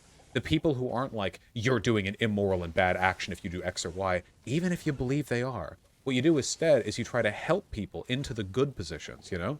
hey, eating vegan isn't as bad as you think it is. You know, we can do better on this. You know, here are some really great recipes. Actually, did you know that eating vegan is cheaper than da-da-da-da-da? If you took that attitude towards Hasan doing advocacy, then fuck yes. Hey, Hasan, did you know that being a super duper rich fucking millionaire means that you have lots of money you can give to causes? Oh boy. Hey, did you know you don't have to sit there watching YouTube videos for 12 hours? You can actually like do something. Okay, can I respond now? Yeah, but like that's a it's a good. Okay, so I'm just stumped as to why. I mean, it comes down to me personally for why would we care about furthering a political cause or getting people politically activated if they have no moral obligation to do anything? Like, what is the point of getting more people involved if there's no moral standard for them? Because to do if they get involved, they do more good things than they were doing before. So you just hope. So you just hope that people do things. No, is that what you do? Encourage them to do good things. You can, and hope. I don't know how you think social movements work, but yes, encouraging people to do good things is generally how all political I mean, you could go the fascist route. You could scare them if you want. I mean, I guess there are other options if you want. We could lie about like illegals at our border, and we could convince them that forming right-wing militias are the only way to say what. Yes, obviously, encouraging people is what you do, and you can criticize them when they do bad, which I do. But there's a difference between criticism and condemnation. There's a difference between tone, attitude, affect, and there's certainly I think this is just a difference of language then. But we've talked about this. No, I literally made a point earlier about how criticism, I believe that you need to have some basis of moral condemnation. Do you think there's a difference between saying Hasan should donate some more money and he could afford to, and saying Hasan is bad for not donating? Do you think there's a difference between those two things? Yeah, there is. Okay. Do you think it's possible that the former might be a more like effective? Yeah, for sure. But both can be moral condemnation. Okay. If the former is moral condemnation, then that's the kind of moral condemnation that I'm in favor of. And the latter is the kind of moral condemnation that I'm not in favor of. And none of it has anything to do with him being a socialist. Okay. That's... If you acknowledge there was a difference between those two things, so I don't know why you're pretending that there's a difference in the strategy that you approach it in, of course. Yeah. But like, both can be moral condemnation. I have said from the beginning of this conversation what type of language I think it's okay to engage in. So what I just said, I think that's fine, and I think that some of the stuff that I see levied against Hasan is less fine because it's dumb and it feels to me like it's a reflection of old arguments that people use. And I haven't disagreed with that. When have I agreed that like Ben Shapiro's arguments were good? I never said that Ben Shapiro's arguments were good. You did say that Ben Shapiro's appeal to hypocrisy was valid, though, because you believe that is an acceptable way of adjusting the means by which you might condemn a person for the things they do. That is that's a crazy stretch. No, I don't think his points are valid. Just because he's coming at it. Please, you have to listen to what I'm saying. I didn't say you said his points were valid.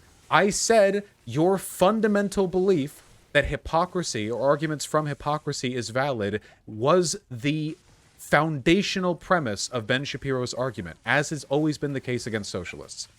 I'm not saying you agree with or said everything that he said. I'm not even saying that you said most of his points. But that was the fundamental argument, and it is one that you have reaffirmed over the past 2 hours and 40 minutes in this conversation that you believe in. Whether you move it backwards and gatekeep it behind like the level of knowledge you expect people to have. Do you agree then that you're hiding behind hypocrisy when you make the argument that it would be bad for Hasan to not participate in the action that he is, like if he went to an XQC type? No, that has nothing to do with hypocrisy, and the fact that you would equate those things makes me worry that we are not on the same page.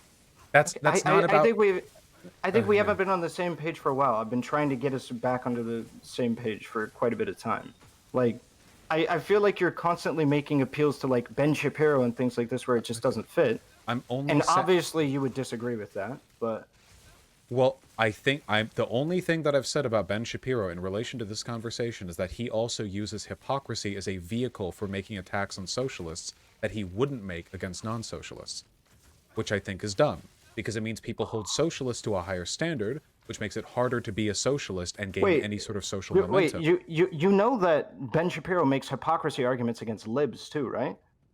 Yeah, and it is Okay, bad when he does that. I think that generally when you speaking, said, so I just wanted to be clear because you said a second ago when he only makes hypocrisy arguments, or at least it sounded like you said he only makes I don't hypocrisy think I said he arguments only against. makes them against socialists. I do think socialists are the victims of hypocrisy arguments often. I do think, by the way, that there is a place for hypocrisy arguments at times, usually when the thing that you're saying they're hypocritical in doing is like you're trying to indicate some sort of broader moral wrong that they seem to be aware of but aren't acting on. So, for example, if an anti-trans YouTuber, like, say, for example, Steven Crowder, likes trans women, I think you can make an argument there. But the argument isn't that what he's doing is bad because he's anti-trans, because that would imply that it's bad for him to have sex with trans women, which is a bit weird. The argument is that he's lying about his positions for profit, or alternatively, that he couldn't even abide by the standard that he's assigning to other people. In those cases, while you are pointing out a hypocrisy, the issue isn't the fundamental moral difference in how you respect people based on how they see things. It's rather an incongruity between their positions and their actions and the consequences that has through a broader platform. So I think there's some nuance to this, but if the fundamental argument here is being a socialist means people can give you more shit for doing things everyone else does anyway, then that's an argument I'm not on board with.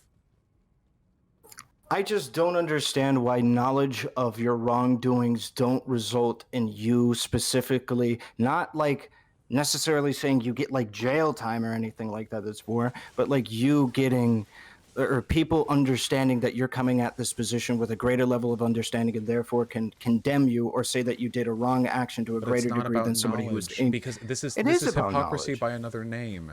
If you're saying, oh, it's not about the beliefs you have, it's about the knowledge, and also socialists just have more knowledge about this, I assume, and capitalists don't know what they're doing when they underpay their workers. Like that, like you're essentially saying that it's hypocrisy with extra steps. Yeah. Well, not necessarily just that. It's not necessarily just that they're, specifically, I'm just assuming that they are. They're saying that they do, right? You would say that you have greater knowledge over a conservative who exploits labor. You have a greater understanding of how that labor is exploited by that group than conservatives would. I think I have about the same understanding of what a human being can live on at $9.50 an hour than many people who own and run businesses. That's not what I asked. I don't think that underpaying is more ethical because they haven't read Das Kapital. I think that what you're doing is you're gatekeeping the moral culpability behind a level of knowledge that only socialists would have. It's not about. No, it didn't exclusively as socialists. It would apply many of my criticisms to SOCDEMs as well. So when it comes to like how much knowledge you have relative to an end goal, you absolutely could be condemned more for that action because you are engaging in an action that you know is wrong more than disproportionately other people. And I just want to touch on something that you just it's nearly 3 hours and I feel like we've accomplished absolutely nothing. I know. It's getting late. The sun's getting low. We gotta split ways on this. I think that your position, right? I think that your position right now in regards to this, when you just said that you have a similar level of knowledge about $9.50 an hour as a conservative, I feel like this is a bit of a misnomer. Would you say that socialists, broadly speaking, have a greater understanding of the exploitation of labor than a conservative? What do you mean exploitation? That's a moral term. Okay. Do you think that workers understand the systems that are at socialists have a greater understanding of how the systems exploit people and their exploit workers? Wait, when you say exploit, you're again gatekeeping behind a moral presumption. Okay. Of course, hold on. When you say exploit, what you're saying is the only people who could have this knowledge would be people with the moral positions of a socialist, aka this is a hypocrisy argument. You're not talking about positions, you're talking about knowledge. What you're really talking about is knowledge of what exactly? Because exploitation implies a moral position of some kind. Okay. So in your mind, with greater information and the greater privileges and powers that come with information does not beget greater responsibility. I cannot morally condemn. Let's assume the knowledge of the ways that an individual might feel or not feel. An individual might be physically incapable of being able to afford luxury goods, an individual's ability to be able to afford verticalization, economic mobility, economic mobility and what have you. Just a very general understanding of poverty. A very common talking point is amongst conservatives is that you can just pull yourself up by your bootstraps, right? Do you agree or disagree that socialists have a greater understanding of economic mobility and your ability to pull yourself up by your bootstraps than conservatives? I don't know what that has to do with how much you pay the people who work for you.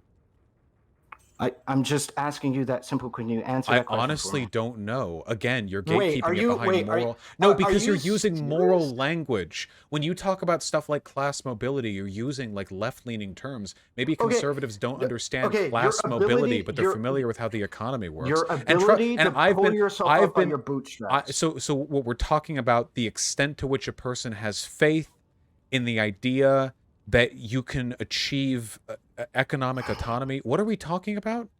Okay, your ability to pull yourself up by your bootstraps. Which group do you think has a greater understanding of how this actually works in the material world? Socialists or conservatives? Honest to God, I don't know. Socialists are stupid as shit. You know I'm on Twitter, right? This ain't it. Come on. No, oh wait, hold on. Wait. You can't. If you really think that after whatever faith you've bought in this conversation, you get to walk away with your head shaking, then you've drastically misunderstood the position that we're both in right now, okay? Here's what's it, okay? Let's just simple questions. Okay. Do you think that a capitalist and a socialist who are both equally knowledgeable about everything are equally worthy of condemnation if they underpay their workers? Let's say they just pay minimum wage, but minimum wage is bullshit. Do you think they're equally worthy of condemnation? I will answer your question when you answer mine in good. Like you have yet to answer. I directly answered your question. Please just answer it. Do you think they would be equally worthy of condemnation? Sorry, say it again in full. A capitalist and a socialist with exactly equal knowledge of all things. Do you think they would be equally worthy of condemnation? If they both underpay their workers.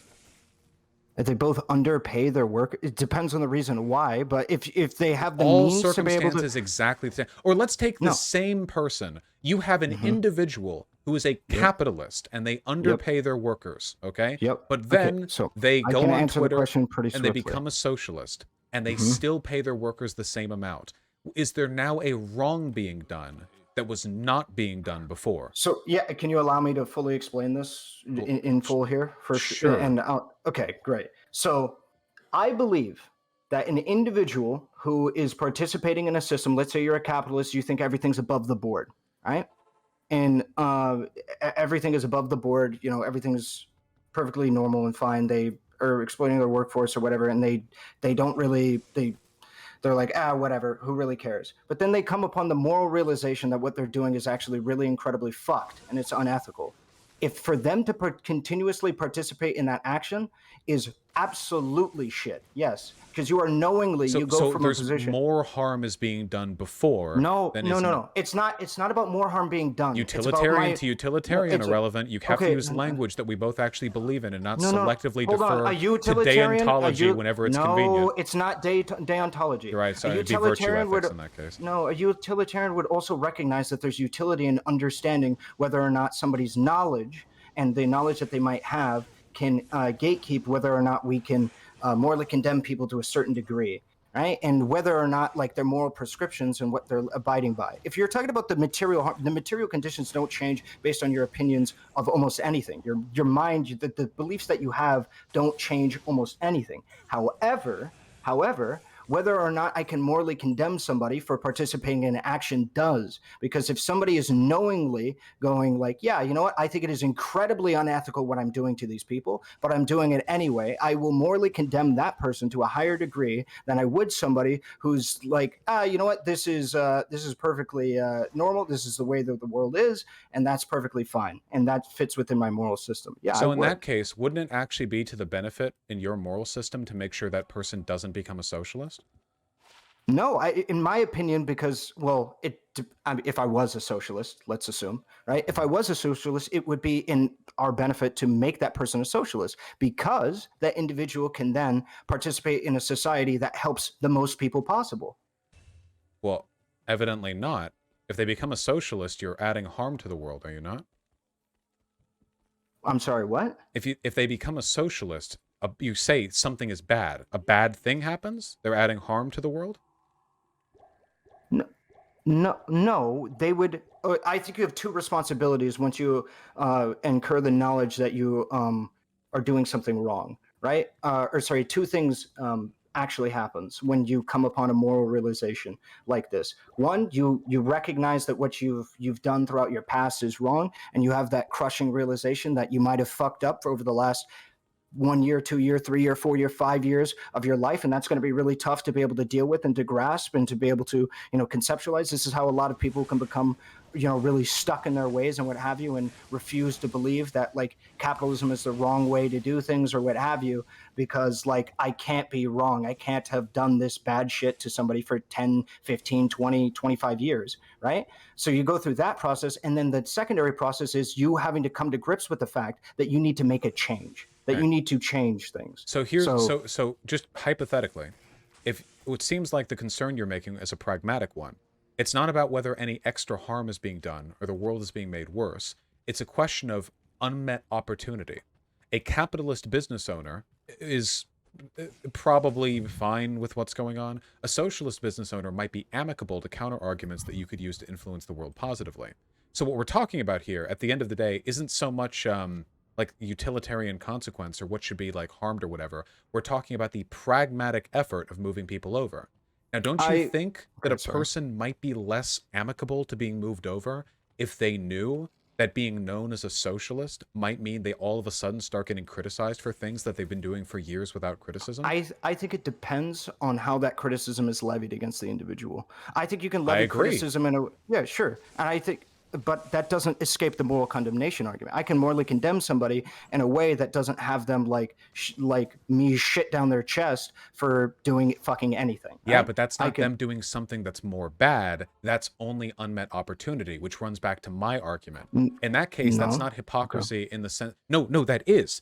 In that case, the hypocrisy isn't you're a socialist, therefore what you're doing is more bad, which is what you said earlier. It's about the fact that being a socialist means that there's a greater action opportunity to move a person from the bad behavior that they've always been engaging in and continue to. And at that point, what we're really talking about here is not condemnation and not what's good or bad. We're talking about the most practical way to affect positive change. And that's what I've been arguing for this whole time. There are good and bad ways to criticize someone. Let me bring back, because you were saying it was not a utilitarian argument, what I was talking about. The utility, and it is a utilitarian argument, allow me to explain, the utility in presenting the argument that we should morally condemn people who are knowingly participating in malice is to condemn people who participate in that malice in the hopes that people will participate in it less, so we may levy that criticism. We ought to make it as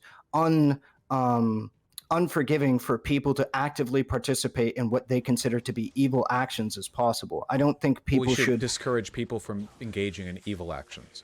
Whether or not they know it's evil only changes the means by which we should reach them. It's useful in that case, and there is utility in changing the way in which you approach a criticism, depending on what they know, but it doesn't actually change whether what they're doing is bad or whether or not they should be prevented from doing it. So this goes again back to my argument. It's just about the approach. Well, relative to the person, it does matter as to whether or not it is bad. It does. Maybe not necessarily to like me specifically, but it absolutely does. So, right, like, which for just instance, affects your approach. Like you would talk to them differently. Like my way of telling Hasan to do like a more socialist-y stuff would be, different because there's less ground that I would have to cover. I would have to work against what I assume would be an obstinance. Whereas with like a capitalist, I would have to start with like a whole bunch of, I mean, I guess I'd have to lay out my ethical framework, or at least I'd have to make an appeal to shared values. So there are different ways of going about it to begin with, right? But that's not an appeal to hypocrisy. That's just different people with different levels of knowledge should be reached and have their mind changed in different ways. And again, I settle back on, I think the best way to reach Hasan, or any socialist who you think is doing unsocialisty stuff, would be to encourage them to do better, rather than to say, like, socialists are, you're bad because you're a socialist and you're not doing it, you know? So I want to hear, I guess, the substantial difference that you're seeing between the position that because I could take your rhetoric, because that's what we're disagreeing on in regards to this, or at least it seems like that's the position that we're at. I could disagree or agree with your rhetoric approach towards this situation. And if I agree with it, like, and I substitute, or I fall in line with it, what's the substantial difference between our positions? Well, I think that there are significant differences in how they affect the broader discourse, because there's there's a pretty big difference between criticism and encouraging people to do better and outright condemnation. I mean, it's huge. The whole Hasan bad thing is like this massive. I has to be the word condemnation is what you're getting caught up on here. Well, when I'm talking condemnation about does imply like you're saying a person is bad for doing or for not doing something. Yeah. Okay, well, not only do I not think that's true or utilitarian, but I also, that's a virtue ethicist position.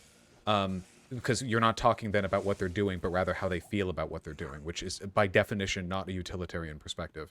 But in addition to that, the effect that it has on discourse is tremendous, which is the reason why this Hasan bad socialist hypocrisy blah blah thing was so ubiquitously popular. I mean, you see it with the you see it on with the Nazis, the fascists, the liberals, the Socialists, everyone who doesn't like Hasan, whatever, you know. And it does align with a lot of really old anti-socialist arguments, because socialists are seen as monastic. You've seen this, haven't you? Right? Like, socialists are bad if they make more than this amount of money, or socialists are bad. Like, it's very dumb stuff, but it does. A lot of people treat socialism like being a part of that group means you have to be some kind of, you know, wizened monk who gives up all material possessions, which, no. I want there to be socialists who do whatever the fuck. I want socialists in everywhere, from Beverly Hills to fucking Monaco. I want socialists all over the world, because to say otherwise, to say, actually, socialism is when you do this, and you can't do that, this, that, or the other, and all these other things that you like and have always done are bad, and you can't do that. Clear, if I do that, that hurts the movement. So that I want to avoid. To be clear, though, what you're advocating for is just people to post on Twitter. Like that's the only moral obligation that they have. Is like if they follow into your thing. Can I give you another opportunity to start that sentence so that I don't absolutely just tear into you for saying something that's stupid? Do you want like a go-over? Earlier you fucking ran into me, dude. I feel like this is getting absolutely ridiculous in the first place, man. This is like I have no obligation if I'm a socialist under this system to do anything more than to post on Twitter. It's the same as every other group all the time. You should do good things and shouldn't do bad things.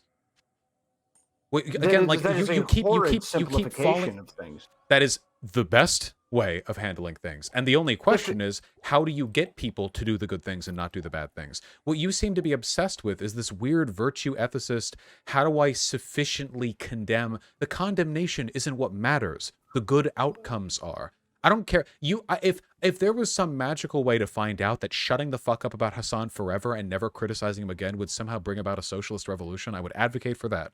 It's about the outcomes here. So you seem more interested in the condemnation than whatever good you get from the condemnation. If Twitter shitposting somehow brought about the workers' revolution, then fuck yes. I don't think it will, and I'm not advocating for us to just do that, but I'm not specifically attached to any one method or approach. I have a bias against yours because I've seen how much harm it can do, both within the community and from outside of the community at the community, you know? I just think that we can do significantly better. I don't know what to really say. Earlier you agreed that the level of like moral obligation that you would put out there is like non-existent. So I what just do you don't mean know. by moral what do you mean by that? People, What you are saying that if you are a socialist, you don't have to do anything. Is what you're saying? You don't have to do anything. So You when you say you should want do many good things. What do you mean by have to? You're saying that like if I proclaim that I'm a socialist, or if you want socialists everywhere, that you don't have to do anything to be a socialist. You can just say, "Hey, I'm a socialist." There. You have to do two things. First of all, yeah, it's a political belief, not a membership club. Yeah. And second of all, you only have to do two things. Believe in democratic ownership of the means of production and believe in partial or total decommodification of the economy. Those are the two things you have to do to be a socialist definitionally. Wait. Everything else are things you should or shouldn't do. Why those though? Why only those? Because those why actually not push for more? Because those are the only things that make up the definition of socialism. Why not expand the definition of socialism to be something that we consider to be greater? That's not how any political or economic system works. A capitalist is a person who believes in, free market economies, or relatively or at least somewhat free of regulation. They believe in like supply to make like that kind of shit. And also a capitalist is a person who never pays their workers more than the median income, and they're like, what is that? Nobody does that. Why this obsession with arbitrarily attaching meaningless? You want to change the definition of socialism? No, it's because we're trying to make arguments that inline what those core. It's kind of like, I mean, for lack of a better, it's kind of like our Constitution. It's like you establish a series of rules or guidelines, and then from there, you can establish a whole list of other laws or what have you that apply in congruence with those guidelines that you believe stem from those. So like, for instance, me and you may agree on socialism being about, the workers owning the means of production and the decommodification. The definition of socialism, yeah, but that's the only thing that socialists have to be. Outside that, there are just things they should like. Like you could be a socialist and a rapist. It's not good. You could hypothetically be that. But my argument is like you could argue that it is necessary for us to be able to bring about socialism. What is necessary is for us to, like, for instance, build a I wouldn't say just racial, like a diverse coalition, right? Not be exclusionary towards trans people, not be exclusionary towards Black people, Asian people. That is necessary for us to build a strong socialist movement. That's not what socialism is. Socialists should be those things, but all you're doing right now, and let's be clear about it, is virtue signaling. Trying to change the definition of socialism to exclude every social group you dislike does nothing other than make you feel good about having a smaller boundary than other people. It affects nothing positively. It changes the world in zero ways. I'm concerned about whatever language I can engage in produces the best outcomes. You seem to be more concerned with condemnation first, and then whatever good outcomes you can sort of. I think that's being a bit like. I don't want to say bad faith, but I think that I would disagree with that. Right? I mean, I'm sure you would say you disagree with that, but you disagreed that hypocrisy was a core element of your argument for a while too. And I mean, okay, so I mean, do you want me to do you want to just devolve and just have me say, well, you're being bad faith, so fuck it anyway? I don't think I'm being bad faith. I think that you're primarily concerned with the condemnation here, which is very strange to me. And I think that the condemnation is necessary to be able to make the arguments about how, hey, we should set a standard that if people say something, what happens if they don't do that thing? You would say that is a bad thing to do. Okay. Is to be absent, to be a slacktivist is a bad thing to do. And you think that with that, so hold on. Everyone says being a slacktivist is a bad thing to do. It's already a morally loaded term, okay? But there's a difference between saying that it's a bad thing to be that and to say a person is bad and worthy of condemnation for doing it. I would rather a slacktivist socialist, for example, than I would a slacktivist capitalist. So even though I don't like the slacktivism, I think that a person is making a positive change if they are a socialist for it. I would rather have a person be well, I don't know if I'd say bad socialist, because some socialists are so bad they start defending Stalin and shit. So I'm not going to say that. So if they if they don't do anything, then what does it matter? I think it's better for their mental health. Also, maybe they'll have a conversation with somebody once every 5 years, and maybe that'll influence people's perspectives a little bit. Sure. Right, and so then we can that's where we get the ball rolling. I think we should encourage them to do more. I think that when we're talking about encouraging people to do more, we should set the standard, right? And again, I want to appeal to the thing that you said earlier, where you said that it would be bad if Hasan started doing less. We're not using the same language, but I think we're going to get the same idea. I think that what you're referencing there is the same thing I'm trying to get at, which is that I think that it is a good thing, personally, that we should set a higher standard. I think that's what I think that your obsession with set a higher standards and condemnation don't serve much of a functional utility. And I would respectfully request that you do so with the SOCDEM and liberal communities exclusively, because I mean, it's been working pretty well. We pay our editors. Sure, go for it.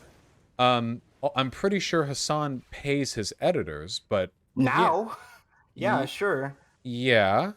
I don't think you're going to bring about any like baller outcomes with this attitude in the socialist community, you know? I don't know. It just seems like it keeps people from wanting to be socialists. It feels like at the jump you were apprehensive to my position because you thought that I was just, and it feels like no matter what I was going to say, you were just going to hyper bake in the position that I'm talking exclusively about hypocrisy, and it's the exact same thing as Ben Shapiro. You can't complain about. No, hold on, wait, stop. I never said it was the exact same thing as Ben Shapiro. Every single time. Hold on. We can end this conversation soon, either way. Sure. But I'll either remember you as a liar or somebody I have strong disagreements with. I never said you were exactly like Ben Shapiro. I was clear and specific in the ways in which I felt your arguments of hypocrisy, which they were, which you affirmed again many times after, rang very similar to the comments that Ben Shapiro made.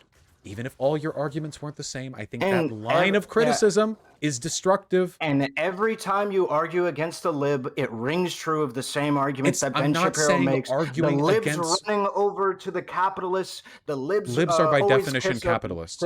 Yeah, wait, so you're doing the exact same. The libs running over to the capitalists, hiding under the big tech, and trying to make sure that the socialists get squashed or whatever. Wait, okay, so hold on. A couple of things. First of all, everything you're describing right now is descriptive. By definition, liberals are capitalist. Like, so I don't know how. Ben Shapiro, and everyone else makes that argument. So hold on, wait. First of all, what I'm saying. You say that. Second of all, I don't know what arguments you're making about big tech right now. Okay, because the most fervent advocates for big tech that I see I don't know if I see anywhere else. People accuse me of being big tech. I don't even know what you're referring to when you talk about that. But the arguments you're making right there are descriptive. You're making a prescriptive argument. You're saying socialists, because are being hypocritical, and we need to hold them to a higher standard because of their moral beliefs. That is a moral statement. My factual statement that capitalists and liberals tend to get along is just... And what you and conservatives say about liberals just kissing up to big businesses or capital owners is not descriptively true. It is you something... Do you know anything in particular you're referring to?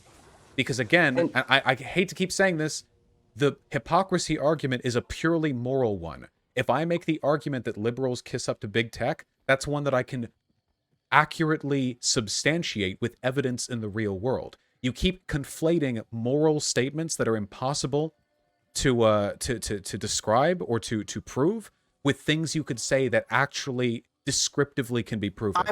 I am referencing specifically the argument that people on the left like to make, who are anti-liberal. Well, we're talking about me right now. Okay, listen, I've been trying to make that argument this entire time, but you've constantly referenced Ben Shapiro. Hold on, you did make the hypocrisy argument. I criticized. And you have made the lib argument, but you don't see me going screaming about... Please. I don't know if it's just late for you. Okay. The lib argument. What is the lib argument that I don't like? That liberals' opinions are informed by their complete. I don't want to say slavery. Their complete, like kiss-assery to corporations. Okay, that the capital owners and what have you inform the liberals or SOCDEMs or. I'm going to try this one more time.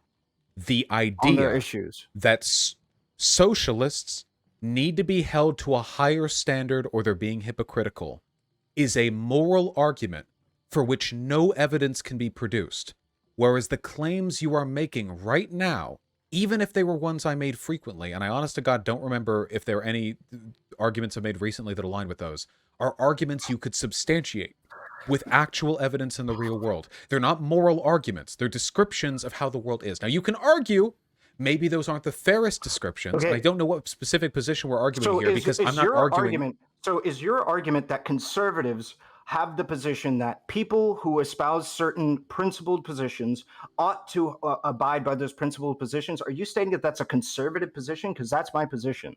That when leftists or what have you say a certain position, that they ought to take a principled position in regards to that. That is what I'm communicating. If you believe that to be a conservative position, that's fine. Deferring to hypocrisy rather than addressing the underlying argument. Yes, a bland and banal deference to perceived hypocrisy is something I notice often. Is something I notice often from conservatives. Yes, I think they do it more than other groups because they have very bad arguments. But I think that all groups do it to some extent. I think it is by definition a bad argument because I do not think that deferring just to hypocrisy is a sufficient response. It's borderline fallacious sometimes. Additionally, I know that people do it to other groups as well. However, I think that socialists get the back end of this the most often. Socialists and progressives, because Lord knows I've heard this about progressives too. What you're saying right now is like the assume my gender 2015 argument, you know? Hey, they claim to care about trans people, but here's a video of noted progressive YouTuber assuming somebody's gender while referring to them as a he in public. I don't know, that's pretty bad, huh? And then what they do is they circle jerk over it and they make a bunch of videos and they never make any real arguments. They just say that progressives should live their principles and that they're being hypocritical and they're not living up to the things they actually believe. And if they don't, then who else should? And those are arguments that people have made against progressives and socialists for a very long time. They've made it for centuries. They made it during the civil rights movement. They made it all the way back during the abolitionist movement when they said that abolitionists were insincere in their positions because they were not willing to personally shack up with like former slaves like roommates. This goes back so far. And it's most often made against progressives because they're the ones fighting the most against the status quo. You can't make this argument against the status quo because people who live within the status quo and believe in the status quo already abide by the morals of the status quo. It's the status quo. Socialists, by daring to believe in something a little bit better than the status quo, have these arguments thrown at them because it's easier than actually saying anything meaningful or relevant. Now, I don't think that's an entire summary of what you've said and believe. I just think it happens a lot, and we probably shouldn't be doing the hypocrisy angle because historically it tends to be a pretty bad one. I'm literally of the belief that there's nothing in all of material reality I could possibly say to convince you that I'm not doing the hypocrisy angle in the way that you're describing. So I'm completely giving up on that.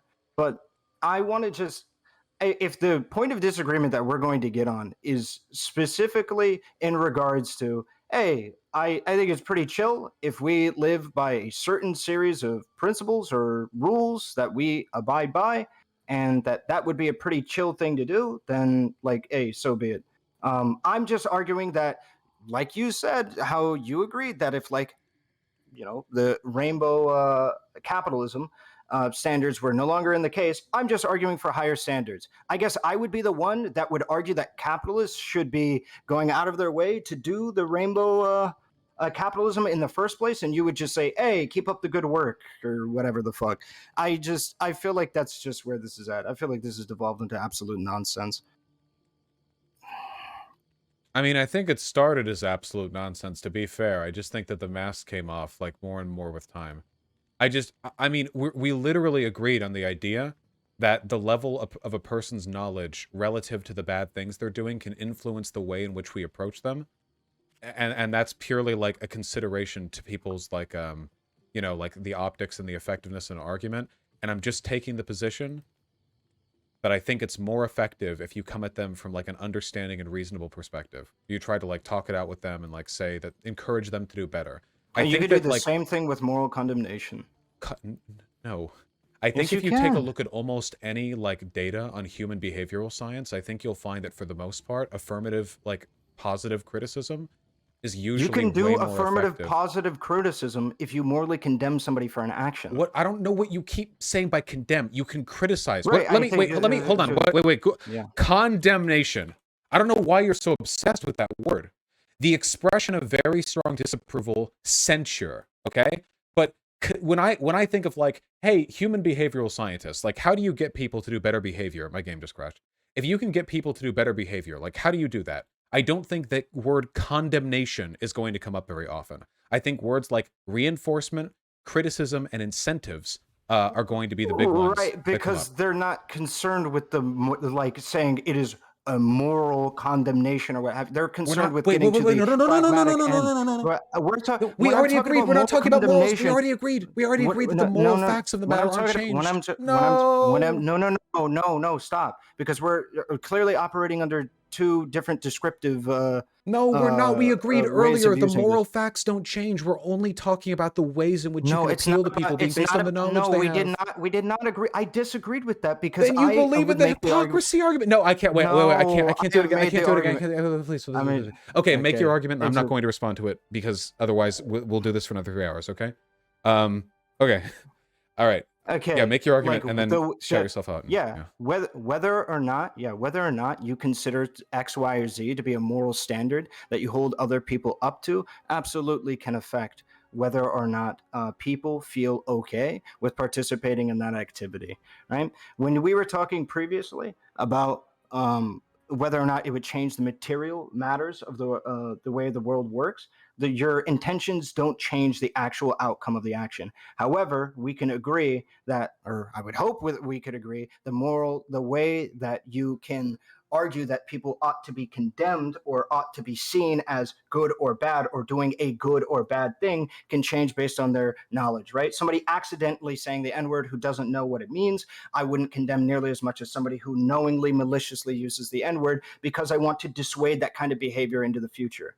I'm not going to say you're doing everything pretty swell. Just, kind of don't do that shit again. No, it's like, it's going to be like, yeah, that's a pretty fucking bad thing to say. Let's not do that again. That's the way that it goes. I guess it really depends on what's most effective, I guess, but I'm not opposed to condemnation as a concept. I'm opposed to the idea that that's like, it just seems like your condemnation first, results second, and I'm results first, like condemnation if necessary. And the condemnation is so obviously objectively not fucking working in this situation, apart from leading to the perpetuation of this infantile discourse where Hasan continues to make $10 trillion a day while I get to sit here defending him because people keep coming to me, asking me whether or not socialism means houses. Or in your case, whether or not hypocrisy is, isn't, or in a quantum superflux might be an essential component in determining whether or not a thing is harmful. It just goes on forever and ever and ever, and it's clearly, condemnation is clearly not arriving, like we're not doing it. So the best I can do, what I'm going to do with my platform is I'm going to say, hey folks, if you become a socialist, all the things you've been doing before, just post on Twitter. I don't know why you keep deferring to that. Like there are two options, and it's posting on Twitter or saying people are bad for doing things non-socialists do. I don't know what kind of baby brain logic that is, but that's not what I believe in. Okay, you have no standards that socialists need to live up to. I think whatsoever. that I unironically think that like you should probably take a little bit of a look at like human behavioral therapy or just any research whatsoever on how to change people's minds on stuff or get them to do new things, because I'm pretty sure the research is in favor of me. That you're taking the moralist, like the conservative mindset that like punishment first, like moral mindset. Yes. Punishment first, moral condemnation first, and I'm the one saying like it may feel good to condemn, but if we set that aside, in reality it's actually way more effective to take like the X approach or Y approach. I do genuinely believe that's the case. Okay. All right. Well, I know it's probably going to sound incredibly sarcastic, but I actually did have a good time talking with you, so I hope you have a good night. Okay. I had a good time too, buddy. You have a good one. You too. Bye. See you. All right. Now it's all of your turns. Chat, for everyone who's disagreed, let's hear it up. I think I made a few mistakes in that conversation. At one point, I said something objectively wrong. I said, how can an action be bad if their net actions are a positive? And that was, I misspoke. I don't even know what I was trying to say there, but that's wrong, yeah. I think what I was trying to say was, how can you say that an entire singular action is bad when it as a net are good, like a thing that you're doing is good, but then you say it's bad when you would still say that it's a net good or something within the same action. Yeah. Apart from that though, yeah. I think you trend it into hypocrisy is never bad. I think that hypocrisy is bad if it leads you to do bad things. I think there are arguments about consistency that you could make. However, those aren't about different moral standards for people of different beliefs. It's just about like the ability to coherently assign people's values and behaviors in a sort of adjacent, in an adjacent way. D tweeted Vaush. Yeah, of course, obviously. Ahrelevant is super dug into the DGG community, so it makes sense Destiny would be watching this like a hawk. I have no doubt that he's having a good time watching that. No doubt with very salient arguments like socialism, iPhone, Venezuela.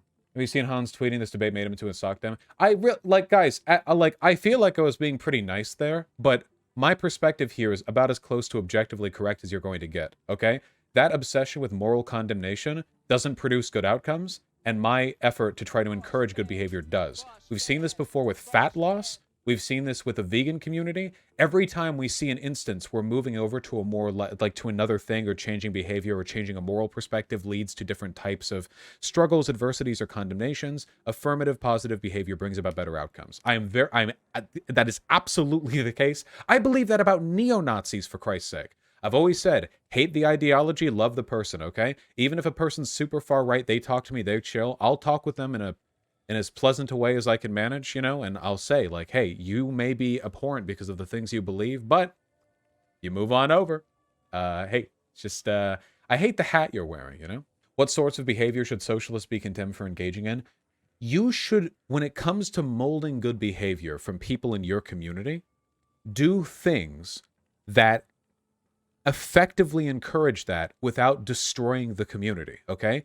The hypocrisy obsession shit has been destroying the socialist community for centuries.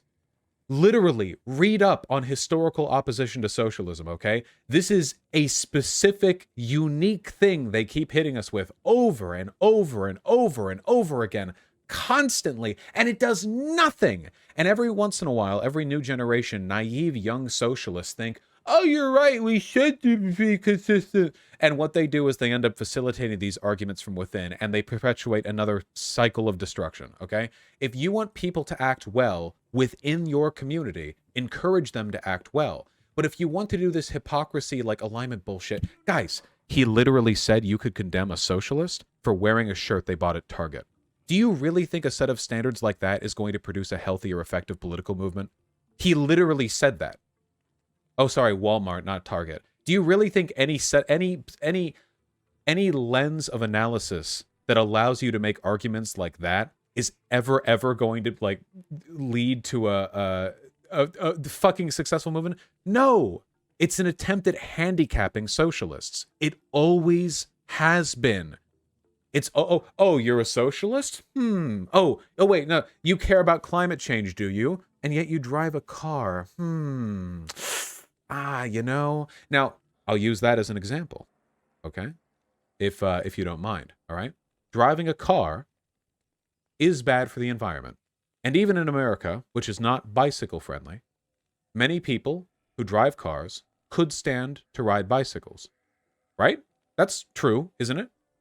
Now, do you think there's a meaningful difference between these two things?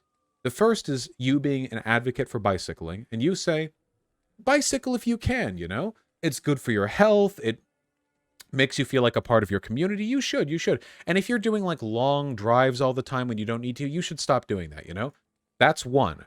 And then the other one is you see a pro green energy YouTuber do like a road trip VOD and you say they're a bad person. You're bad. You're being morally inconsistent. You're being a hypocrite. Like, don't you think there's a really big difference between those two? The former is more likely to achieve a good result. The latter is about feeling good because you're gatekeeping and condemning people. Or if you're not gatekeeping, you're just hurting the community from without. Now, to keep in mind, okay, that doesn't mean you can't criticize. You can still criticize. Criticizing is fine. Big difference there. Ahrelevant literally in a call with D the second the debate ended. What a fucking dickhead. I kind of expected that, yeah. I expect that, pretty much immediately. It's not surprising to me at all.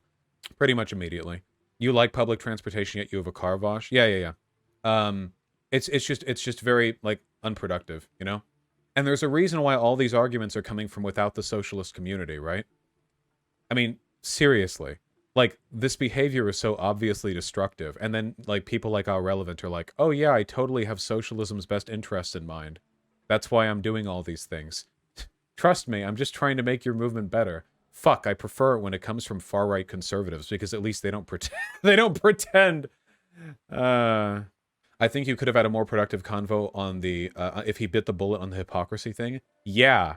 His unwillingness to admit that it was an argument from hypocrisy meant there was no chance of that conversation ever being good or productive. Obviously, yeah. He literally, like, he kept, for 2 hours, like, he would say he wasn't doing it, and then he would go right back to it. Let me just close the window, my hands are cool. Like, I try to be nice, and he was super sensitive to accusations of bad faith, but it's so obvious where these biases come from.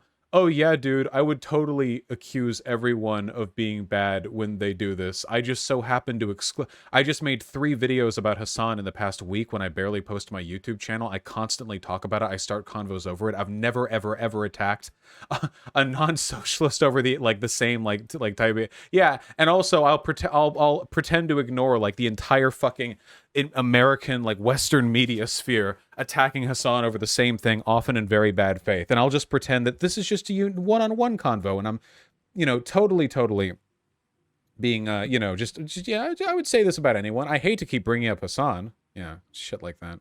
Genuinely, is Destiny obsessed with you? I do think he is, yeah.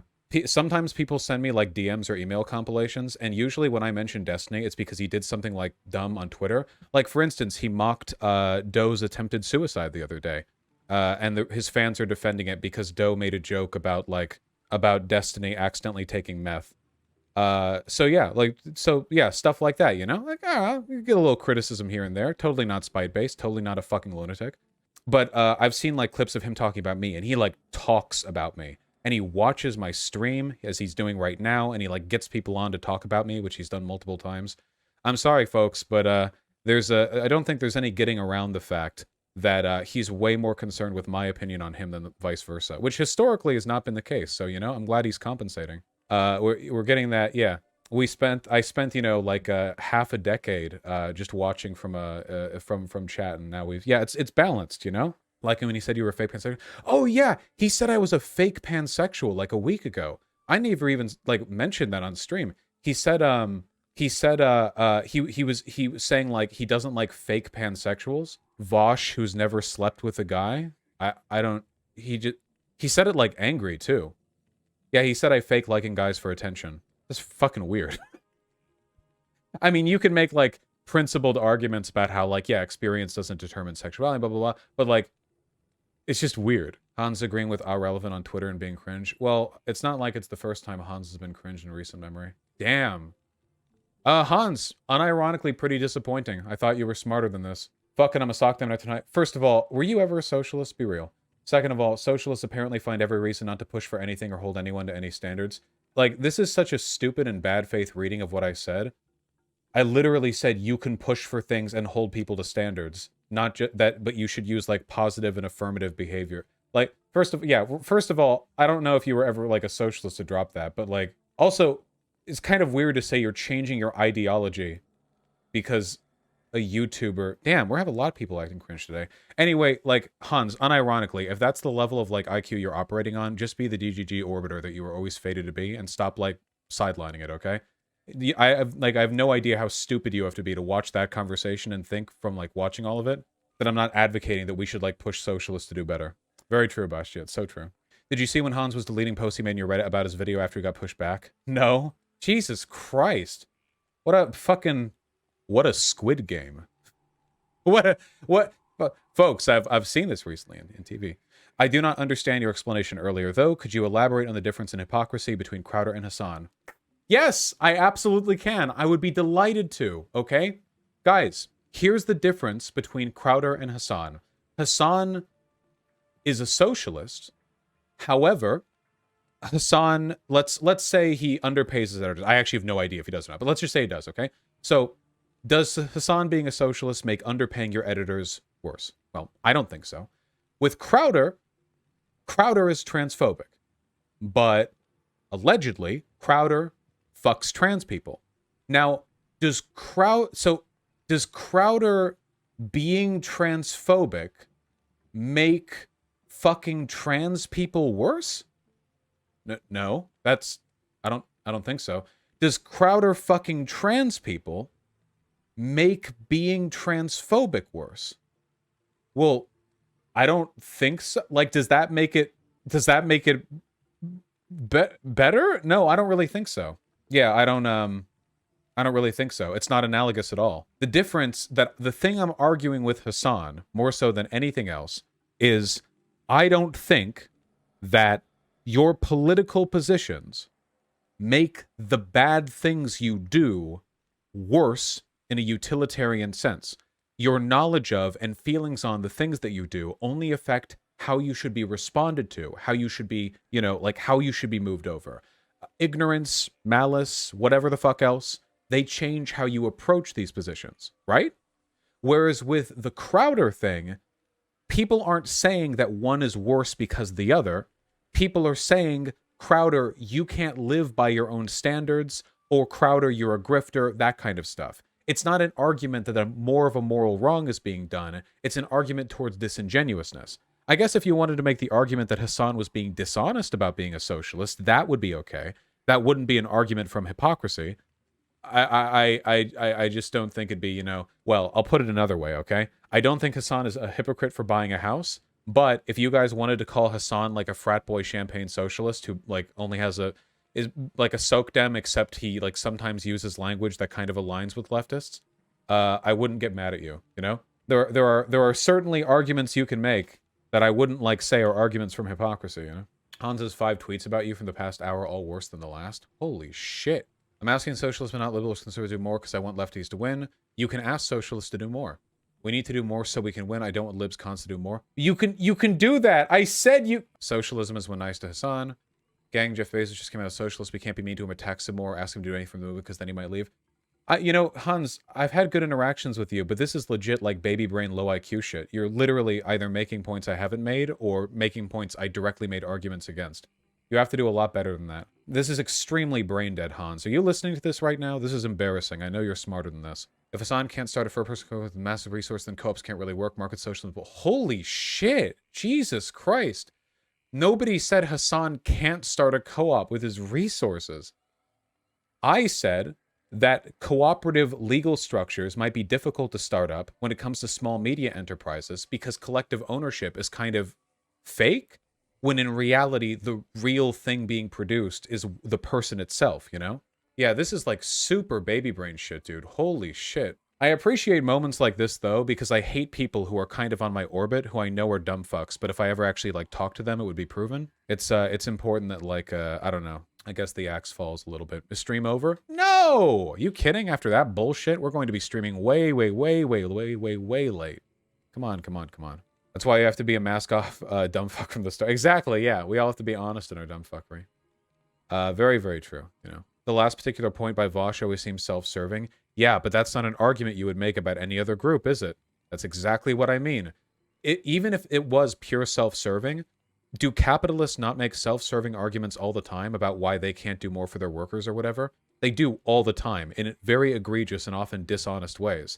But you're interested in the hypocrisy, not on the actual moral worth or the harm being done by any particular action. That's what I mean. It feels good, doesn't it? Hypocrisy. I bet it's how Sargon of Akkad feels anytime he says anything, because that's all that dumb fuck can muster. Is that the appeal? Is that what gets you guys going? Fuck making good arguments and fuck the betterment of the movement, am I right? Let's all work off of spite and vague gesturing at hypocrisy. Let's do it. Are you going to talk to Hans about this? No. Those tweets aren't worthy of a response. Can a vegan call themselves a vegan if they still eat meat or promote eating meat? By definition, a vegan has to not eat meat. So, no, you can't be a vegan and eat meat. By definition. But there's nothing in the definition of socialism that means every socialist has to do everything that perfectly aligns with every ideological position laid out by socialists. Those are good things to people to do, though. They should do it. I can't believe when Ahrelevant was like, dude, why don't we change the definition to socialist to include doing good things?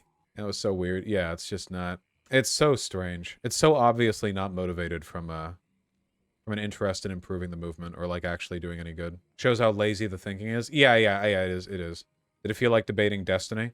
In terms that it went on way too long, it was completely circular, and most of it was semantic, and the other person refused to actually own up to some of the arguments they were making. Yeah. I like your little Christmas truce moment when he thought you died on hardcore. That was nice. I appreciated that, you know? Sure, yeah, there are some vegans who do... yeah. You know what? Honestly, you can be a vegan and eat meat. Yeah. If you're, like... If you're a vegan, and then you're at your fucking brother's wedding, and you have an hors d'oeuvre, and there's, like, some crab in it or something, like, do you instantly stop being a vegan? No, not really. Veganism is the belief that you shouldn't eat meat or animal products, and being a vegan means living by that. But, yeah, the vegan police come for you. Yeah, I don't... Usually these labels and boundaries are pretty, are pretty fluid, especially when it comes to your group alignment. These sorts of purity tests are so counterproductive. No. Dude, trust me.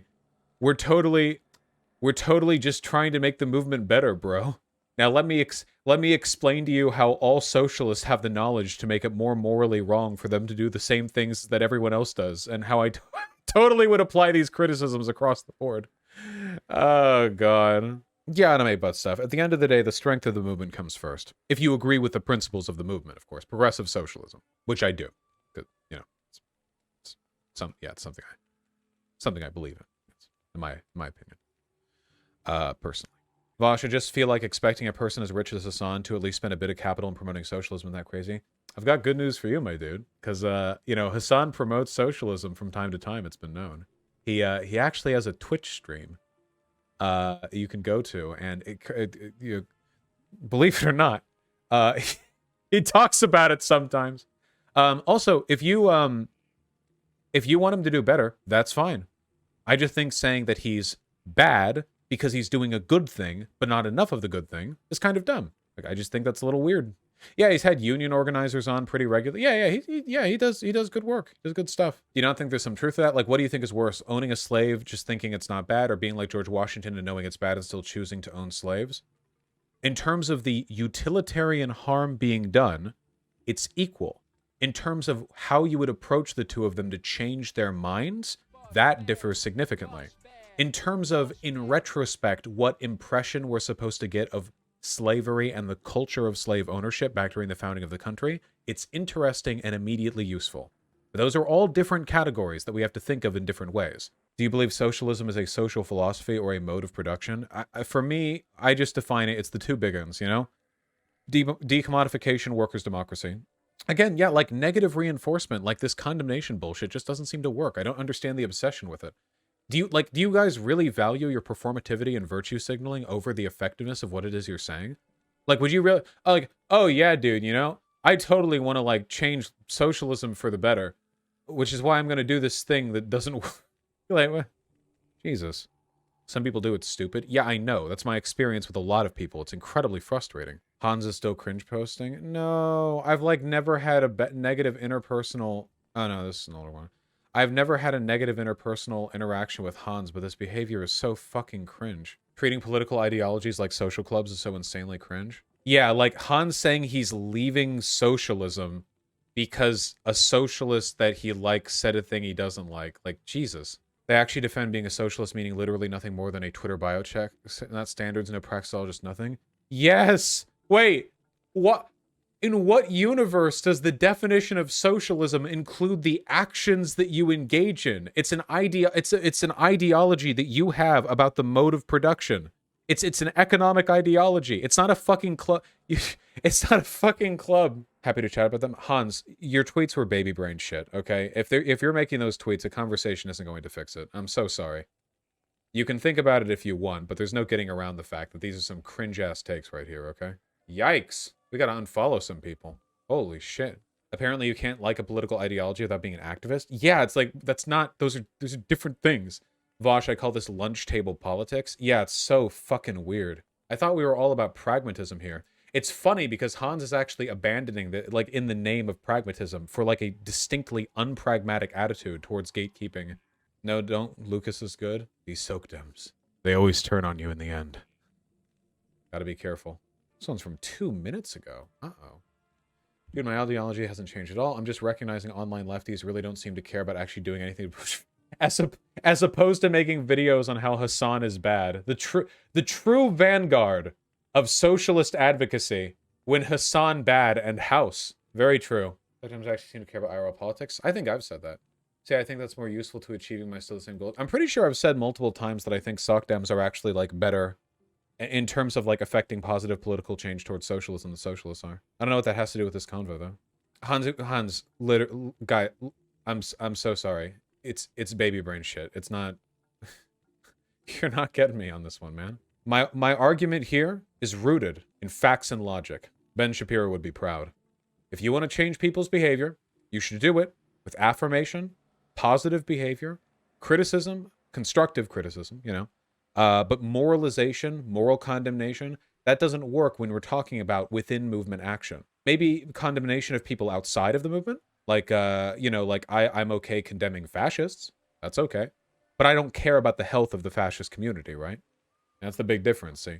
I'm okay with destructive means of criticism when I'm talking about destroying other houses. You know, fascism incorporated, if they want to, if you know, if my behavior, you know, negatively affects them, then go for it. Oh, also, Vermin, since you have time to shit talk and chat, do you think you could get me some water? I'm so sorry. I'm a very thirsty boy. I didn't expect to be talking for 3 hours today. Can somebody please explain to me how you're supposed to tell your average Joe that he should be a socialist, but he can only become one if he becomes an activist and attends the meetings? Does anyone else think it's a little bit odd that I'm getting a lot of pushback on this when this is a position that I've held for literal years? I'm pretty sure that I've been very, very consistent to this, you know? Hans, you need to log off. Guys, listen to this from Hans. Saying, quote, socialism poggers, end quote, into a camera is enough, then yeah, we'll never win. That's fine, I guess. I'll be fine, but it don't affect me, so whatever. Not getting progressive policy won't affect me. Please log off. Are you drunk? Nobody's making the arguments that you're responding to. Please, it's very frustrating for me. Lord knows that I get criticism enough for shit I don't actually believe in. Hans, I set up canvassing because I want to. If I didn't do it, I would still be doing good. I want to do it, and it's good that I will do it. But if I didn't do it, I wouldn't want all of you to, like, drop me and say I'm bad, because I'm not. Even if I don't do canvassing, I would still be doing all the other stuff. Hasan could do nothing outside of stream, and he would still be more influential than I ever could be, even if I did canvassing every fucking month. There's just no getting around that. That's just how it is. He's just a net good. It's just good. If you want him to do better, encourage him to do better. But there's a difference between encouraging people to do better and whatever the fuck this is, okay? So, lean off. Please. All right. All right. Let somebody link the Reddit. Let's go. People being mad at me. Get ready for the Reddit brigade from other communities. Can we at least agree we need to do more encouraging of people to do better? Yeah, sure. Guys, how often do I criticize the left? I'm sorry. Have I been misinterpreted? Am I the never argues with other leftists guy? I do more than any other person on the left. Will you please bring on and debate this new brand of tanky swarfs and turfs who Hasan's mentions for... I have no idea what you're referring to. You have to understand that literally no one can understand what you say. Yeah, does anyone else... I feel like it's that fucking void fish from the Adventure Zone arc. Fucking balance arc or some shit, where every time I open my mouth, people just hear static. I feel like I open my mouth to say something, and it's just... For the love of God, drop the philosophy jargon. Nobody in chat understands you. I think I did fine with the philosophy jargon.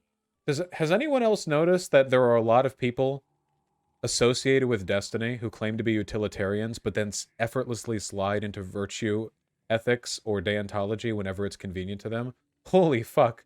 Like, the hypocrisy thing, like, it's so obviously like a deontological opposition to hypocrisy. They do it with a lot of things. It's really, really, really strange. Like, you can be a deontologist. Don't say you're not, you know?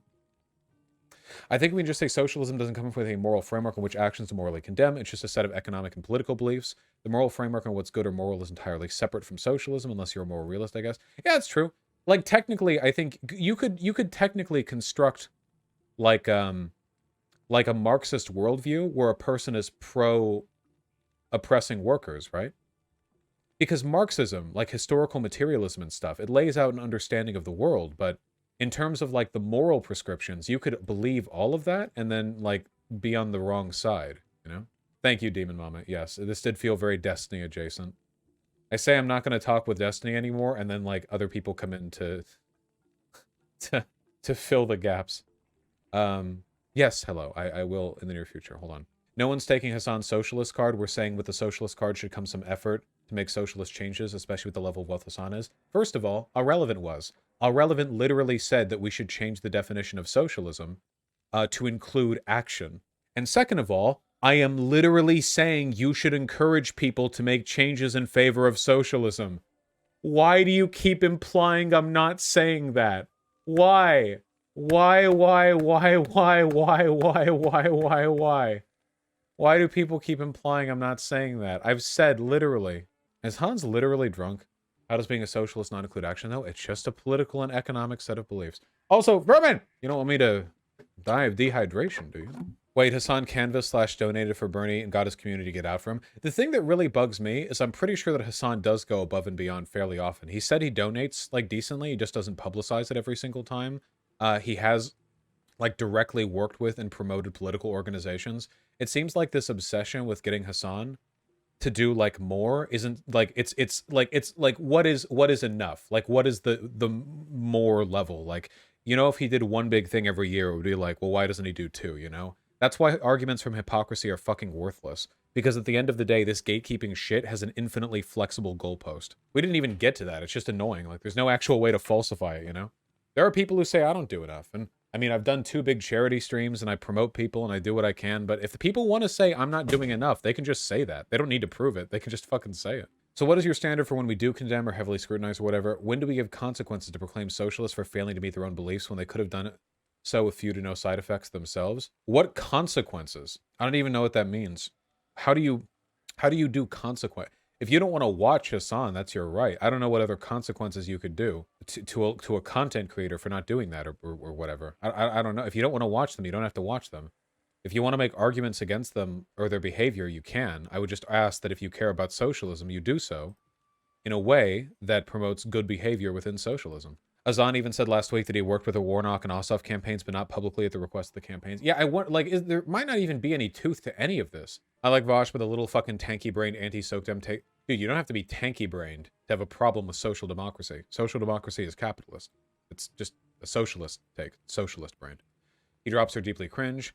Like, so often just wrong. We don't forget you backing the fuck off that social democracy relies on unequal exchange, buddy. I never backed off that. What the fuck are you talking about? I actually did I got emails and did an off-stream research thing, and yeah, even countries like Norway massively rely on supply chains that rely on the exploitation of the third world. Even if that wasn't the case, social democracy is literally capitalist. Obviously, it relies on exploitation from a leftist perspective. When the fuck did I back off that?